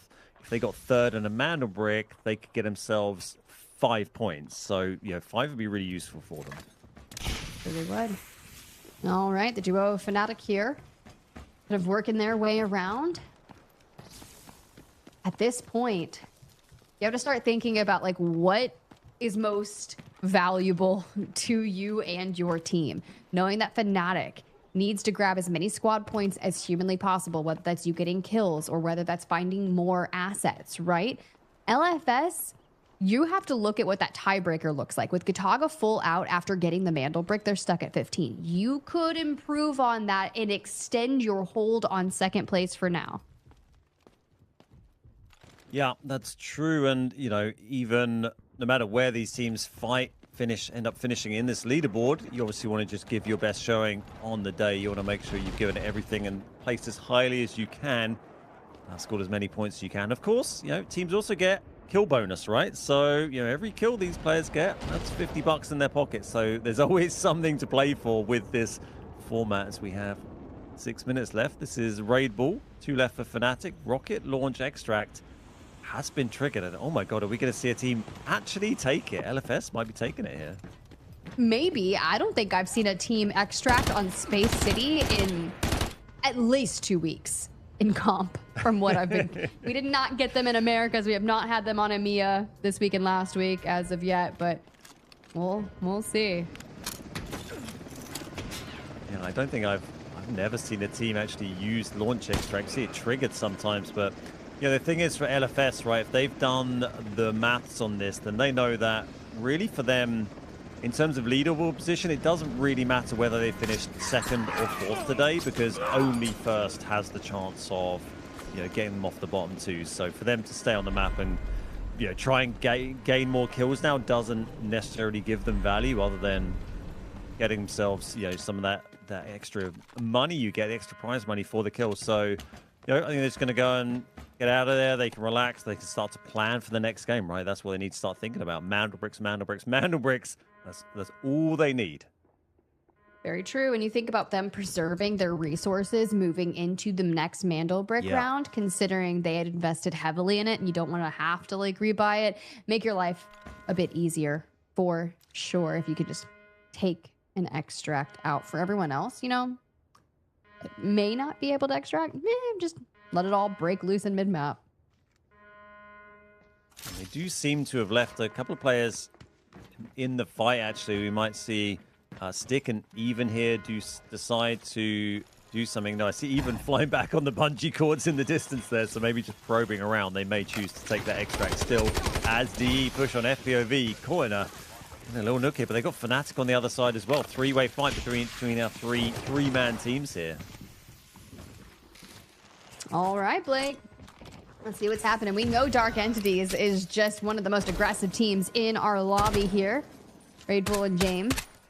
Kind of looking some angles through the smokes, but it's Dickinson from a distance. That's like, hey, maybe I could get a little pickup. This is James here, armoring up as they get pushed back and back. Raid Bull on low health. Great little dash across from Obsessed, but it doesn't come off. But Raid Bull sent back as well, trading 1-for-1 with FPOV between Fnatic here, but only one left. Fnatic came into this a man down. So just James left to try and deal with this. Does have the gold vest. Playing the Stinger, can get the quick heal. Might be able to get a nice res here. Not the opportunity, but DE, they might choose to come in from above. Definitely might. Kind of hitting some repairs here, as you see, for Blake. Oh, that's actually... I love the crazy angles that we get. Not giving too much out, and you get the first advantage on that engagement, but doesn't need to be too hyper aggro because you let it come to you if you so like. With 3 minutes to go, I'd imagine we're going to lose out on at least one more team. And there we go, Obsessed losing out to that shot from that angle. It's a great little area to use here, and it's much easier to access because of the zip that was added in with the Space City changes we saw. Looked like they were lining up a drop down there, hopefully to get that right. Although that's going to be some broken legs. One of our three-man teams left remaining. LFS also have 3, but they're probably going to extract, and that is FPOV taken down to 1 by D. Look at the health there, so low for Fleric. And he just holds on, keeps those angles. Even Fnatic says, maybe I can get in there and take a piece of this. Jumps through the doorway, and James loses out on that engagement with Blake. Still on this way. Having that information to be able to scout and just block that, whether you put out the Volt Arrow and full array, says it's fine. I'm still going for what I want. Left on a brag. Fraction of health there was Blake, but as managed to heal with D, push up with the full 3. He gets 1. Is he going to get 2? No. Unlucky. He was so close to getting the double on DE there. You saw his teammate like clapping and hyping it up like that almost just happened right there. You kind of cook your frag grenade, get ready to throw it down. You grab the first knock, and you are just a couple of bullets shy from getting the 2-piece onto DE. Elsewhere, LFS still down on the south side of things. We're just waiting to see what's going to go on. Will they be able to leave? The rocket is about to launch ahead of time. Heck yeah. Heck yeah. First time for everything, seeing a team take the rocket extract. They've got Even and Imperator down here. They're taking out the kit, and you can see in the bottom left there, these guys have got the full gold. Sticker's just wearing purple, so Sticker's stayed in the center of the map. Have a look around, maybe try and get some kills, and then these guys are going to be sent out with the loot. Just a minute left on the clock, so we're pretty much wrapped up. D currently on 46 points. That will likely drop down a little bit, although actually, you say that, the other extract is pulled, so we might see D get a full extract as well as LFS getting 2 out here. Okay, might as well preserve everything as we move into the potentially last Space City round. Ooh, now that I'm thinking about it, do we get a game 7 here today? Like, there's potential. We've seen 3 different teams grab Mandel bricks, which leaves us with 3 teams in win condition on Space City. But honestly, I wouldn't hate it, a game 7. Definitely could happen. This is Stick coming in. Nope, trying to pick up a knock there, but they all get out. D are gone, and it's just going to be poor Stickinson left alone on the map. So, I mean, there's a mostly vanity points for DE because of the nature of how today has gone. If they win today, or if they come second, or if we get a joint with the Mandarix, they want to make sure they're on top of that heap and get as many points as they can.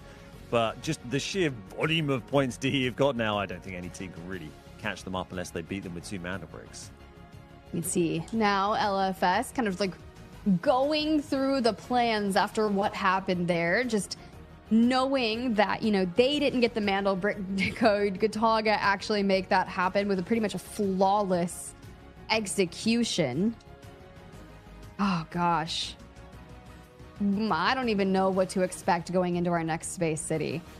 The fact that we had a dormitory decode, then we get the Black Chamber. But let's go ahead. Gataga, best team of that Space City. 1 kill, but they got the decode, and that's all that matters. Yeah, exactly. That's what it's all about in that game. They didn't need to get a bunch of kills for it. They were first to grab the brick, placed it down, and got it for free in the end. As we see Team Gataga top with the brick. D grabbing 7 kills for probably the fourth time today that DE have managed to get 7 or more kills in a game, which is absolutely silly, frankly. LFS grabbing 3, Floor POV grabbing 3 as well, Fnatic with 1. And you see our team with 0 there. Fleric grabbing another 4. The kill count from these guys today is just absolutely off the charts. It's exceptional, and it doesn't matter because it's always like, it's not just one person that shows out for DE, right? They definitely change hands. They could be that power player, top damage dealer from DE, going to be Fleric there. Jame and Stickinson kind of rounding out the top 3, relatively similar score lines there for the top assisters. Hey, look at Folaray making some presence. Izvishka there over with 2, and Stickinson constantly showing presence inside the top 3. 100%, and here we go. Uzbishka, yeah, with a decent amount of money, as you'd expect, because they're getting a decent amount of kills, and that is Fleric picking up another MVP for DE. They are cleaning up on the MVP spots today. That was round 5. We've got another Space City game to go, and as you said, we could have 2 more potentially, round 6. 3 teams now on a Mandel brick. Any of those are on match point. They could win it in this game, but I wouldn't be surprised if we see one of the other 3 grab another brick now. NBA particularly, you know, could be time for them to step up. It could be time for them to step up for sure, y'all, but we are going to have more action to come. Will someone close it out and get their 2 bricks? Will LFS prolong their life in the tournament and make it into that survivor stage next week? Well, we'll have those answers after this break. Two members now the odds are in their favor 2v1. Everything getting spanned away and MT getting a little. So hang on a second, NL. Look at that! It's an absolute sweat. This. And Ellis got it when they're here. Lines them up even through the shot. You're nuts. For the last remaining 3 BOV, they find 2 instant knocks. The Elm's gonna be hopping off that.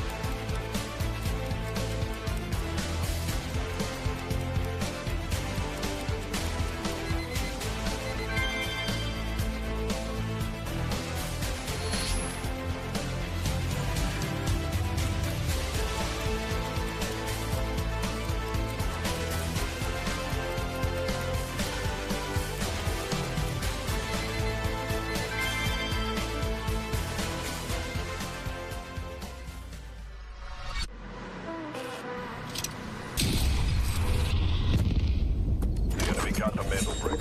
Find it. Stop them. Mandel brick decoded. Nice work, operator. The time to strike is now. Do not let me down, operator. Decoding has begun. Defend the area.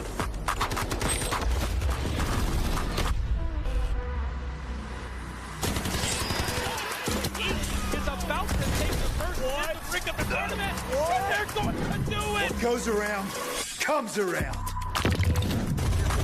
I'm not going to do very much, though. When you get barrel stuff, Skydie is getting aggressive. See what I did there? You ain't seen nothing yet. Let's knock them off their feet. So much damage there it is.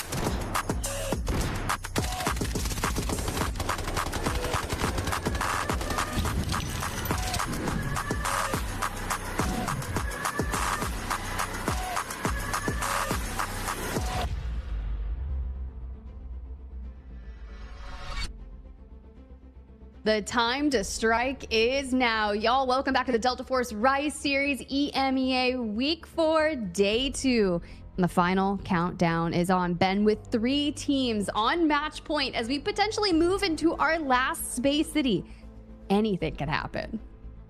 It absolutely could. We've seen players from the top of the table, or teams from the top of the table, the bottom of the table, and now the middle of the table, all grabbing a Mandel brick. So people poised all over the board with potential to grab the second and take the dub. Great to see Targa getting one there, completely uncontested. Sometimes, you know, it just happens. Everyone's waiting for that other team to engage, and then no one really did.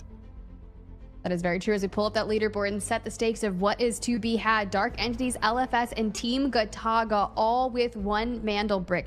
But it's honestly Dark Entities looking cracked out over there with 29 kill points, 46 squad points, a massive performance for them, but have not closed it out just yet. For Floor POV, NBA, and Fnatic have not gotten their hands on a Mandel brick. Could turn the tide and bring us to that round 7, in which we will either see Space City or Brakkesh, which Brakkesh technically has kind of been one of the favored maps to choose. We will see here who's going to be able to. Someone new arise? Do we see it close out here? Only time will tell. Very interested to see our team's approach as we go into game 6 here. Just 1 Tempest remaining, if that is correct, with LFS at the moment. It's going to play into their hands nicely. And we can see, you know, remember also, you know, these operators reset in the last game. If we get to game 7, you can use whoever you like. So this is the last time that teams will be slightly restricted on what they can bring in. As you see, Mr. Popular himself, Stinger, Luna, and Tempest, the classic Space City entourage. And you see a Tempest pick rate 21%, but if we do only have 1 team that can bring a Tempest into this round, you will likely only see 1 of them until, you know, maybe we go game 7 in terms of our spawn predictions. NBA and Team Gataga, fresh off those tier 1 spawns, not going to be able to have those here. Or now it's just Fnatic, Floor POV, LFS, and DE with the potential for the tier 1s. That Westgate, though, been under fire from Dormitory. Haven't seen anything too crazy break out. But do we go to Black Chamber? Do we go to Dormitory? Do we go to the Coveted as our players are kind of picking what they're going to bring in? It's time to lock it in. It absolutely is, and we're going to find out what operators our teams have chosen in just a moment. See what gear they've chosen as we go into game 6, and there you go. We can see LFS with the Tempest as we expected, and everyone else just kind of picking whatever they've got left and hoping it will be enough for them to take the dub. As we see LFS this time, it's going to be their turn to put some pain onto DE, running in through the West Gate. They've got the Tempest, so they're going to have the advantage when it comes to the brick, but that's actually Gataga. Keep an eye on them. They got a few shots on, that was, yeah, Fnatic running in over the bridge. They got away with it, though, healed up. And you can see just at the top there, FPOV, they've got the spawn at Central Command. It'll be really interesting with 25 seconds to go before that Mandel brick spawns on in. Plenty of time to make these rotations, but with how aggressive and great DE's been looking in terms of their fighting, they're going to go ahead and survive the Westgate rotation, make it to the mainland, and kind of work their way closer towards the Mandel brick spawn alongside Fnatic and NBA as they kind of circle around it elsewhere. You see LFS on the map, still in Dormitory, and FPOV kind of on the horizon there. Yeah, they're actually, looks like you can see here, they've decided to not go in quickly, which has kind of been FPOV's sort of plan of the day, has been slow and steady. And usually the Central Command team you'll see just rush straight across the bridge, but they actually look like they're trying to counter the dormitory area. There is our brick. It's ready to grab for those who choose to do so. And you can see James from Fnatic setting up on there might be one to do it. They've got no brick at the moment. If they could get a brick, get themselves above FPOV, that would do them all sorts of favors. Okay. I expect this one to be a bit more conservative and slower paced as Uvalier gets absolutely inundated by Util. Forced to kind of back down those stairs, and it's actually Dark Entities picking up the Mandel brick. Now, think back to our first Space City. Dark Entities did pick it up, spent some time deciding in which decode station we wanted to go to, filter their way through dormitory, and while spread out trying to hold angles, lose out on Uzbishka and don't actually get the decode. So, do we go back to that? Do we try All Reliable? And it could be All Reliable, and NBA is here to challenge if so. Yeah, not often you actually see, you know, the fight kind of before the brick goes in so much like this, and they do have slightly more control of the space here, DE, but it's a fight between NBA and DE, and NBA is so stacked up there, that's making me nervous, and they're Baldo taken down. I mean, they were lucky not to lose more than one, sitting so close together, and not really been NBA's day so far. They've had some great performances on other matches in the tournament, so definitely potential for them to score big if they can get on top of things. But for the time being, they're sitting 5th. And DE, yeah, they got that brick in now. There it is. Decode time kicking off. So let's look and see how we're going to approach this as LFS must win, mind you, okay? NBA guarding the ramp. They already get the knock in full onto Stickinson, and they do have a Tempest. It's going to be Even, who is their Tempest player, still up. What is that recovery going to look like when you have to take the challenge to NBA? And now Dark Entities running into some issues over here. It's a great bit of defense from SkyT there. He was protecting the res. They're trying to get back up to full contingent, and this is massive for LFS. They have to move that body and get that res, otherwise they're going to really be struggling. I think they have managed to get away. We see Fnatic and Gataga just having a huge fight here, and everyone is dropping. DE now down to 1 member, by the way. They're having a fight with NBA up at the decode, and that is bad news for DE. NBA, they've come back in storming after grabbing that res. Well, LFS do get the res on Stickinson as well. The matter of this game is all about survival, and Uvalier is not letting Uzbishka live. Dark Entities is white. The decode now frozen. And as you see, Gataga working to get Maxa back up and into the fray. You look at LFS and Gataga, the only two that could close the tournament out right now. If NBA or FPOV get the brick, we're going another game. We do have Fnatic wipes during all that as well, and that's a big deal because they're one of the teams down the lower end of the table, and FPOV, as we see, even losing one there for LFS, but that is the Tempest, so they'll be able to get that revive pretty comfortably. The other players are covering here. Yeah, FPOV, if they can beat Fnatic by, you know, a couple of points, and they should be all right to get ahead of them. So they're firmly ahead of them at the moment, but they need to do stuff. They got to get involved. They've not been super involved in any of the last couple of games, really. You can see them just creeping in on the minimap there, and they need to get some kills because that 3rd place, that 4th place rather, if that's where they finish for FPV, that could be huge for them. Definitely side questing for now, but that's okay. They'll get into it. For LFS, they hop the decode. And if they walk away with a double Mandel brick day, it's insane because number one had their chance in showing yesterday and they did exactly what they needed to do, right? LFS need to make it happen, and NBA goes under siege at the hands of Gataga. 3 teams of 3 left, and 2 of the 3 are in win condition. Yeah, if LFS get the 2nd brick, that'd give them, what, 10 points? They'd be 2 ahead of Fnatic, and they're not going to score any at the moment. FPOV would be 3 behind, so FPOV would need 3 or more points. It's going to be so tight. This battle at the bottom is going to be nuts. But yeah, if LFS don't get the 2nd brick, that will be very helpful to you know, whoever wins really out. Fnatic and Floor POV, that's the other battle here. DE, they are wiped here, but they were just 1 point behind first going into today, so they don't have to get the 10-point win, but all points they get are valuable. And you can just see LFS. FPOV's got their name on it. You're saying the IGL. given shouts of where they're located and trying to defend from. But when you're breaching that 2-minute margin for the decode, you've just got to lay it all on the line. And they've got the Stinger. They've got the Tempest. They have the Luna. They have everything they need to make this happen as we go back to the replay and see what happened to DE. Yeah, this is DE versus NBA. And we might actually see NBA get wiped as well shortly. They were actually sent out of the lobby. That's Uzbishka we saw go down. Clearly frustrated with that. They were top of the table. I mean, they still are, but they are not able to take part. NBA did get wiped during all of that as well. So they've actually lost 3 teams now. And 2 of the teams remaining are both on a brick. Otaga, LFS both have a brick. FPOV do not. FPOV are down to a duo, and they were the ones kind of poking at LFS while the decode. Maxa get a Luru ult in hand. See if that comes to fruition as they are starting to get their presence out here from a different angle as well. And LFS spreading, holding. 1 minute left on the decode.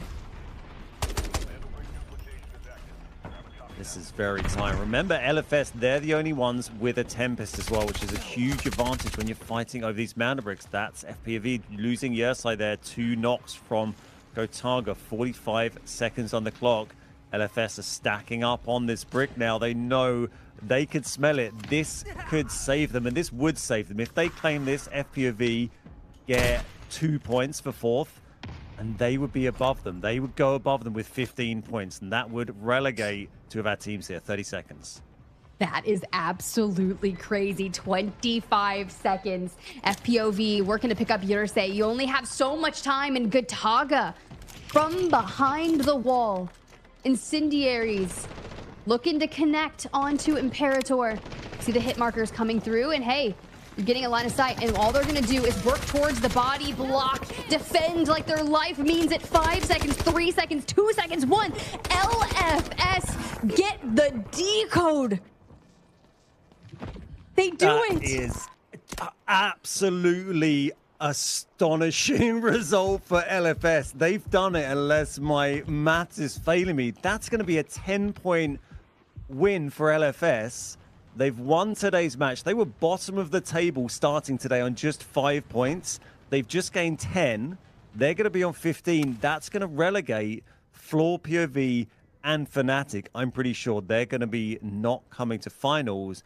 And by the skin of their teeth, I think LFS have done it. But let's wait and see the leaderboard at the end, because maybe I've got that wrong. We'll wait and see what happens. And there is just a couple of teams here left to have a bit of fun, vibe out for some kills for the last few seconds, or the last few minutes, I should say. 8 minutes left, actually. We'll have to wait and see what that score line looks like when we get everything tallied. But to do anything and everything possible to keep your chances in the tournament alive. I'm not a mathematician, Ben. I'm just not. But we'll see how it goes for LFS and FPOV. The only thing you can do at this point is just poke and prod at each other. And even looking for some angles, looking for some hairlines, trying to scalp them if you can. This is our final fight. LFS fighting Floor POV. 2 teams have been battling each other very closely in the leaderboard. 3 versus 2 at the moment for FPOV. Imperator's been taken down, but there goes Obsessed. That's going to even up, make it a 2v2. And the knock on Yersai, nicely done. They've actually got 4 kills on the board for LFS here as well. They've had a pretty good outing. Well, that's probably understating it somewhat to say it's pretty good. 0 kills at the moment for FPOV. It is going to finish like that. 0 kills for them. Kind of a tough day for FPOV in their final showing here in the Delta Force Rise Series Group A and D, man. With one more day on the horizon, you get the reactions for LFS. Так, Кирюх, на интервью ты идешь. Не, ты пойдешь. Нет, У Кирюх. меня 0, братан. Тихо, Давай, братан.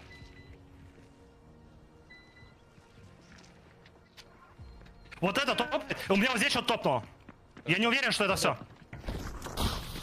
Нет, вертолет. Well, the boys obviously very happy there. They know They think they're safe. They pretty much know they're safe, I reckon, but I'm second guessing myself. That's game 6. We're going to see some replays of the action here. This was even getting the knock on Yersai. Nice tag there. This is when we had 3 teams up. Kataga, you can see coming under fire. Stickinson picking up some, and that is the wipe. That was even getting the wipe. Just a furious defense on that Mana Brick. That's what you want to see. Full commit, throwing their bodies in the way, and they did everything perfectly on that final brick there. They truly did. And now with time to just spend vibing here on the match, you see the send-off. 6 minutes on the clock. You can only imagine what that feels like with your backs against the wall and you're like, I only have one potential finish on how today needs to go, and you achieve it. And then now we just have to crank the numbers and see, like, what does everything shake out? Because not only did they need a win, but you kind of had to pray that other teams above you did not perform to a certain level to get as many points as they could to drag them out. We talked about FPOB, we talked about Fnatic, and now I just want to see how everything shakes out. Yeah, they've done everything we asked of them and more for LFS, and we might see them extract shortly. This might be the first time I seem pretty sure I remember there's a special extract that pops up if the team has won, or like the game has ended. Yeah, if the game ends and everyone has been wiped, then you get this special bonus extract. This isn't available to you and I in pubs, but there we go, a rare occurrence of the unique Space City extract for a team that has dominated and wiped the lobby. Well deserved. Imperator heading out. The other players from LFS, Stick and Even, they're going to be heading that way. Clear it out the map, and then we can see this leaderboard and see where our teams are at. DE also, great haul of points today. They've not won, but they've got that second place secured. That's going to be great points for them with one more day to play tomorrow. None of these teams playing tomorrow. It's the other 2 groups, but DE going to be sitting up at the top and waiting to see what happens tomorrow.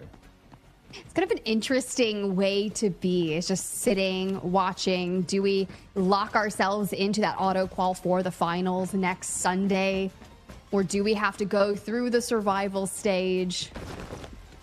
You'll have multiple chances because you'll be at the top, right? So you get to play Saturday and Sunday for the potential to get into the top 2 to lock it into the finals. But it's getting so close to the end of Season 1, and LFS with an exceptional performance, as you see Even and Stickinson getting out of Space City. Congrats on the Mandelbrick.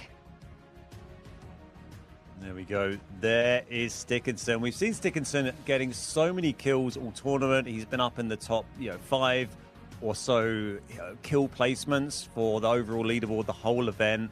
They've just not been able to convert those into points from Mandelbricks until today. I think they had 1 Mandelbrick going into today total throughout the event, and then they've got 2 in 1 match in their 6th match of the group stages. So that is going to be massive for LFS and set us up nicely for tomorrow. Tomorrow, of course, our last day of the group stages where we're going to have all the other teams fighting out. And tomorrow is going to be all about the fight at the top. But today was the fight for survival, and 6 kills, obviously the best team.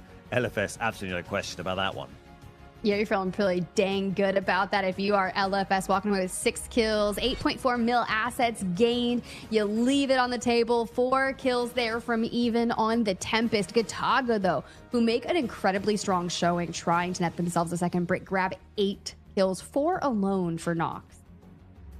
Yeah, Kataga did everything they could there. They got a bunch of points, and that's going to help them, sit comfortably on the leaderboard. They needed a sort of almost impossible result today to get into those top 2 automatic slots. 4 kills there for Even, by the way, from LFS. So they weren't able to convert that, but they had a good showing, and they're going to be solidly, coming into that final weekend next weekend. Juvelia from NBA getting a huge amount of damage there. And Kataga just behind. 6 assists for Maxa as well. I mean, they had so many kills. Okay. Not surprised they got some assists, but great work from Maxa. Kataga was the top 3 on the assist leaderboard, but in terms of assets, of course, LFS with that special extract there towards the end of Space City, you're going to walk away with a heck of a lot of assets. So not only that, but your squad points will be boosted. Our round 6 win MVP, the man, Even for KP, some nice assets and a Mandelbrick to go alongside it. Well done for LFS. Yep, huge there, and I think Evan's going to be smiling like that right now. We are going to be chatting, I believe, to one of the members of LFS. I think Imperator is going to join us. Oh, okay. Hello, Let's get him in because I want to hear from LFS. Welcome in, Imperator. Thank you so much for joining us, and congrats on your success. Thank you, thank you. My boys deal it. Well, I don't know. My boss is awesome on this day. Stickinson is awesome player with SVD. It's a demon, I guess. All right, I do love that. Now, you guys are playing really good today, but coming into your final match day, you kind of had your backs against the wall, right? You needed a strong result. You get it. You guys absolutely delivered. What's going through your mind after a performance like that? We've been getting hit in our heads all day, so we needed to get our act together today, and we just did it. It's so good to see you guys. I mean, I'd say without doubt that's your best match of the group stages done today on the final day. Is a hell of a time to do it. Just tell us, how are you feeling? Are you feeling elated right now? Are you getting excited about the finals? Because you've done it at the last possible second. It's very awesome. We're feeling so excited about this match, about this tournament, about this last day. It's our last day on this tournament, the last match. We're excited about it. I love that. Was there a specific moment throughout your series today where you felt that shift, that you were like, oh, this is our day. We can do this? Yep. We have small conversation about it. It's toxic conversation, I guess. But it's still working. We have good plan on our adaptive gameplay on this day, and it's all. Yeah, yesterday you came very close. That final game yesterday, we counted the brick traded 17 times in that match. You had that a few times, so nice to see you get it over the line. And is there anything you want to say to your fans watching at home, to anybody watching, anything you want to call out before you leave us today? Thank you very much for all our fans. P2, Sergey. Our fans is Russian communication, and just спасибо за поддержку, мы вас очень сильно любим. Простите, что мы вас подводили все эти дни, but сейчас мы это сделали, поэтому спасибо всем большое, thank you very much. Perfect. Well, congratulations once again on an incredible performance under pressure. We'll let you go. We'll let you celebrate. And I'm excited to see what LFS can continue doing. But Ben, dude, it was a crazy day. When we had yesterday, you got #1 in a must-win kind of situation. They do it. LFS do it today. The craziest week 4 here in the final week of the group series is for our players. But guys, for those of you at home, we do have one more final thing for y'all. It's our final giveaway, right? You guys can win 3,000 Delta ticket game keys. If you're watching on Twitch, YouTube, TikTok, or Facebook, go ahead and type in !giveaway. If you are over on X and that's where you're watching, just repost the live stream, okay? We are going to announce the winners in chat on Twitch, YouTube, TikTok, and Facebook. And for X, we'll go ahead and kind of comment down below. We'll announce those winners there. So good luck. May the odds be ever in your favor. At this point, I feel like I should go buy, I don't know, some kind of thing. Maybe I can take my chances with the way #1 performed yesterday, with LFS today as we look at that leaderboard. 32 total squad points, the double brick in game 6. Solid, Ben. Solid. It's just been an absolutely crazy story today. Look at that leaderboard. LFS top with the double brick where they needed to be. The only thing that would work for them today, and it has fallen into place. D grabbing that second spot, so that's going to be nice points on the board. And Gataga getting a few as well. And then you see Floor POV and Fnatic down the bottom there. That's not going to be enough for them. KD leader here. DE for top kills. That's Folar8 taking both those. No surprise. 15 in one day is massive. Was that 6? I think he got in the first game, something like that. I think so. It was kind of a wild start. Let's go ahead and look at the match MVP there of the day.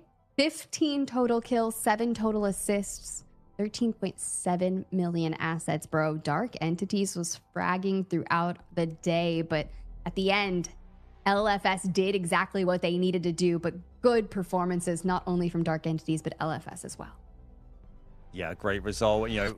Dominant performance over the course of the day with DE getting all those kills, but it's LFS that really are the big story from that, from saving themselves. You can see grabbing a win just at the end there when it mattered, but tomorrow you can see we got B and C playing. That's going to be the last games for those teams from those groups there. You can see that's going to be Alliance, WLG, FLC, and Genius #1 and Agartha all playing tomorrow, and they also have a lot to fight for. They're all going to be trying to get themselves into the finals taking place next weekend, next Friday, Saturday, Sunday, right? We've got 3 days of that, 2 days of the Survivor stage, and then Sunday, the grand final. Only 6 teams are going to be in that, fighting for the prizes. Well, when you pull up the player rankings, after 15 kills from Folare, he moves solidified into second. Nox holding on for Gataga at the top by 1 kill, and James from Fnatic to round out the top 3. Keep an eye on Uzbishka, though. He's been climbing, tied there in 4th and 5th, kind of respectively, with Maxa. And although NBA didn't have kind of the greatest showing here, Skydy's still kind of in the running, but now that they're not playing any longer, we're kind of locked there. With WLG playing tomorrow, will Selen be able to kind of jump up a couple of slots? Yeah, and James there sitting in 3rd despite them finishing fairly low down in the leaderboard. And Uzbishka, 15k damage he's going to walk away from the group stages with. And they've got 2 of the top 3 here. Folare getting tons of damage today, sitting on 30k. And Stickinson, the team who got the double mana brick today, getting nearly 14,000 damage as well there is huge. That's pretty stellar, honestly. The fact that you've got 2 members of Dark Entities up there in the top 3, we can take it. Where's the 3rd? Down there in 10th, just under 10k. Yeah. But I mean, look, if you're throwing down that much damage, it just goes to show you why you're finding so much success here in terms of kills and just making a lot of these maneuvers. I had so much fun today and yesterday, honestly, for the teams that need to show up and show out, doing so much. Yeah, huge match today. I think I'm kind of jealous of all the people sitting there watching it on Twitch, watching it on YouTube, enjoying all that from the spectator view. That must have been amazing for them all to witness, particularly the LFS fans. They've got plenty out there, plenty of support. So they're going to be absolutely buzzing as we see Folare with the 42 mil, thanks to grabbing just a ridiculous amount of kills today. Maxa with 39 and Skyty 37. Also someone who's scored a lot of kills over the course of the tournament. Not quite so much today, but they're going to be very firmly playing in the finals. NBA, they'll be there. Obviously, DE are definitely going to be there. Gotaga are going to be there. So these players are all going to be coming out fragging again next Sunday. And there is that final leaderboard. That's what we expected to see. Have a look down the bottom. LFS 15 points. They just did enough. The Fnatic and FPOV, unfortunately for them, are going home.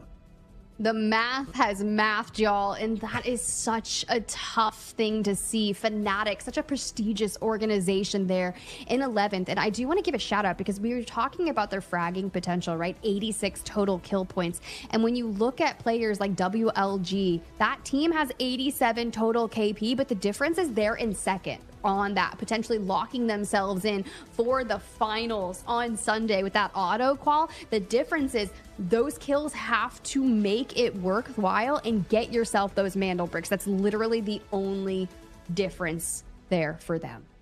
Yeah, clearly incredibly talented, players and fraggers, Fnatic and FPOV. They got so many kills, but you got to try and, figure out how you can get more of those Mandel bricks, because that's what's worked for our teams at the other end of the table.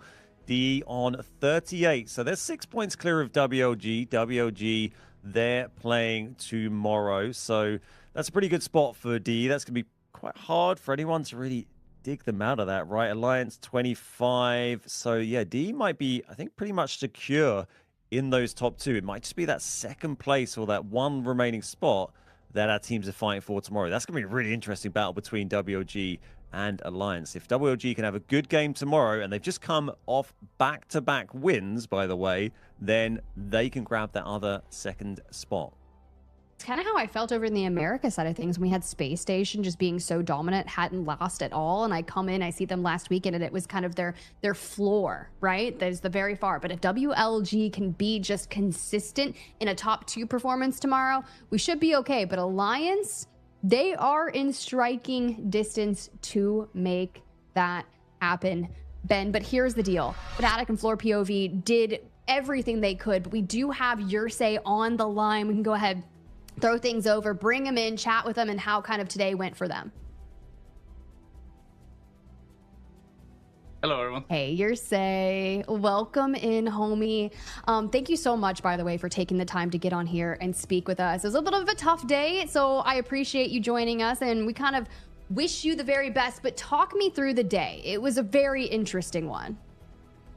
Yeah, I mean, there was a lot of nerves. We knew we had to get some point to surpass Fnatic, of course. We also had to get a high enough placement that LFS didn't go past us as well if they double break, but unfortunately it didn't go our way today. And that's how it is. Just have to keep looking forward and keep grinding for the next open quals and Pro League foe. Yeah, tough day for you guys today, but you know, you came through the group stage, the qualifiers so strongly before. I was, you know, hosting some of that stuff, and you guys were doing really well in that. We're going to see you back for Rise Season 2, right? You're going to get invested, come back stronger, come back, learn from this. You've obviously been fragging well. We were just seeing the kill totals. So, you know, just got to get more of those bricks right, and you're suddenly flying right at that table in Season 2. Yeah, I just have to be more focused on our own game. I think that's what we're missing a lot. Been thinking about what everyone else are doing instead of thinking about how we should play our own game. I think that was the main difference from open qualifiers. We relied more on what we could do instead of what everyone else is doing. So just have to keep looking forward and keep grinding and get better. I like that. I mean, we've kind of talked about that to some players throughout the group stage. It's finding that balance between other people and your own lane, right? Especially when it comes to the Mandelbrick. If you're not there for the decode and it's, you know, the time is of the essence and you're like, someone else has to swipe it to prolong it. Kind of what goes through your mind in situations like that? It's nerve-wracking because you have to make a decision. Like, do you want to brute force your way into a team or give them a chance to play for it, gamble that they will play for it? I think in most cases we put a lot of faith in other teams. Should I just went for a brute force instead? All right. But that's how it is. It really has been. Tough day at the office for you guys. You've taken it really well. We won't keep you any longer, but well done to you guys. Anything you want to say to people watching at home before we let you go today, Yersay? Just thank you for all the support we've gotten throughout the Rise League, and hopefully we'll see you guys in Season 2. Thanks, hopefully, dude. Ready to see you guys absolutely shred in Season 2. Now go ahead, get out of here, and we'll see you back. I mean, look, hey, staying positive, they know what they need to work on, and I love that he was already talking about kind of getting it locked in for those open quals. I'll give you guys one more shout out at home. Thank you so much for supporting our teams here today. If you want to play your hand, try for some of those Season 2 open qualifiers. That registration is going to open on August 10th. If you want to find out more information about Delta Force competitive in general on the esports side of thing, head on over to playdeltaforce.com. Click on the esports tab. You can go down towards the Rise series and it'll show you whether you want to look at EMEA or if you want to check out Americas. Of course, you'll get the schedule, what's to come, because this is the final week of our group stages. We were in day 2. It's done and dusted. But if you guys are still kind of fiending for some more Delta Force competitive, we will have Americas happening in just a couple of hours. And depending on where you are in the world, I know, Ben, it's going to be really late for Americas for you. So you're like, I'll have to catch the VOD. Yeah, not sure I'll be staying up for that one. That's about 1 a.m. my time. But I know from speaking to some of the other casters and people watching that the NA games have been amazing to see as well. So they're going to have their game to play for Saturday and Sunday, of course. We've just got one remaining. Tomorrow's going to be our big battle between the remaining teams. They're going to be fighting over that last sort of automatic promotion spot to see who goes through. But, you know, open qualies, we're just talking about those when FPV came through those. That's a real hectic experience. I was catching some of those. They had to play so many games in such a short period of time. They were playing, you know, every day, sometimes 2 matches a day. So that is a full experience, and there's going to be, I think, a lot of learnings that, you know, FPV can take into that from playing in the group stages here that's going to, you know, help them build on what they've achieved so far.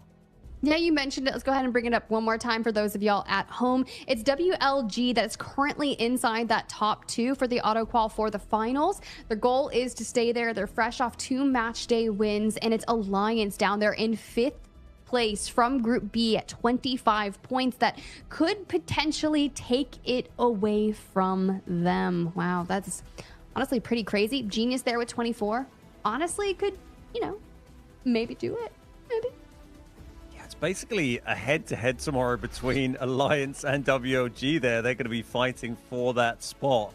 And this is what they're all going to be fighting for a week tomorrow on the final day of the finals, the grand final, $60,000 for our winning team next Sunday. So that's going to be pretty nice for them. 30K for second place, 15 to 30, because it goes all the way down to 10th place. And then FNC and FPV, they've already got their rewards locked in because they are down at that end of the table. None of the teams tomorrow were below them. So all the teams tomorrow, you know, they all know they're going to get to play next weekend, but there is still something else for them to fight for, because remember, the teams that are above, so that's what, 9th and 10th, the next two bottom teams, they only actually get to play in one of these survivor matches. You can see the survivor matches there on the 7th and the 8th. If you finish in those next two spots above relegation, you only get to play on the second day. So really you want to be above that, and that gives you the max opportunity to qualify for the final day.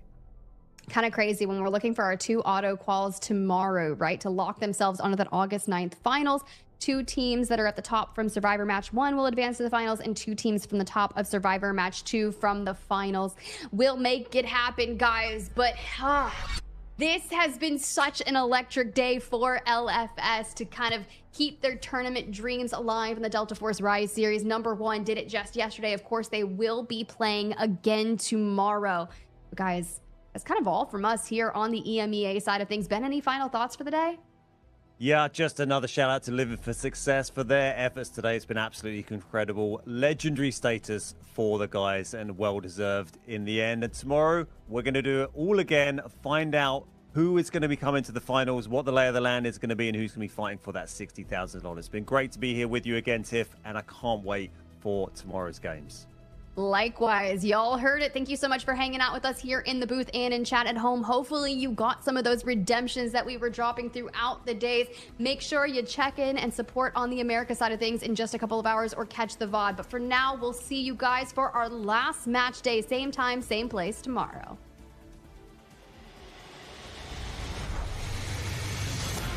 Two members, now the odds are in their favor, 2v1.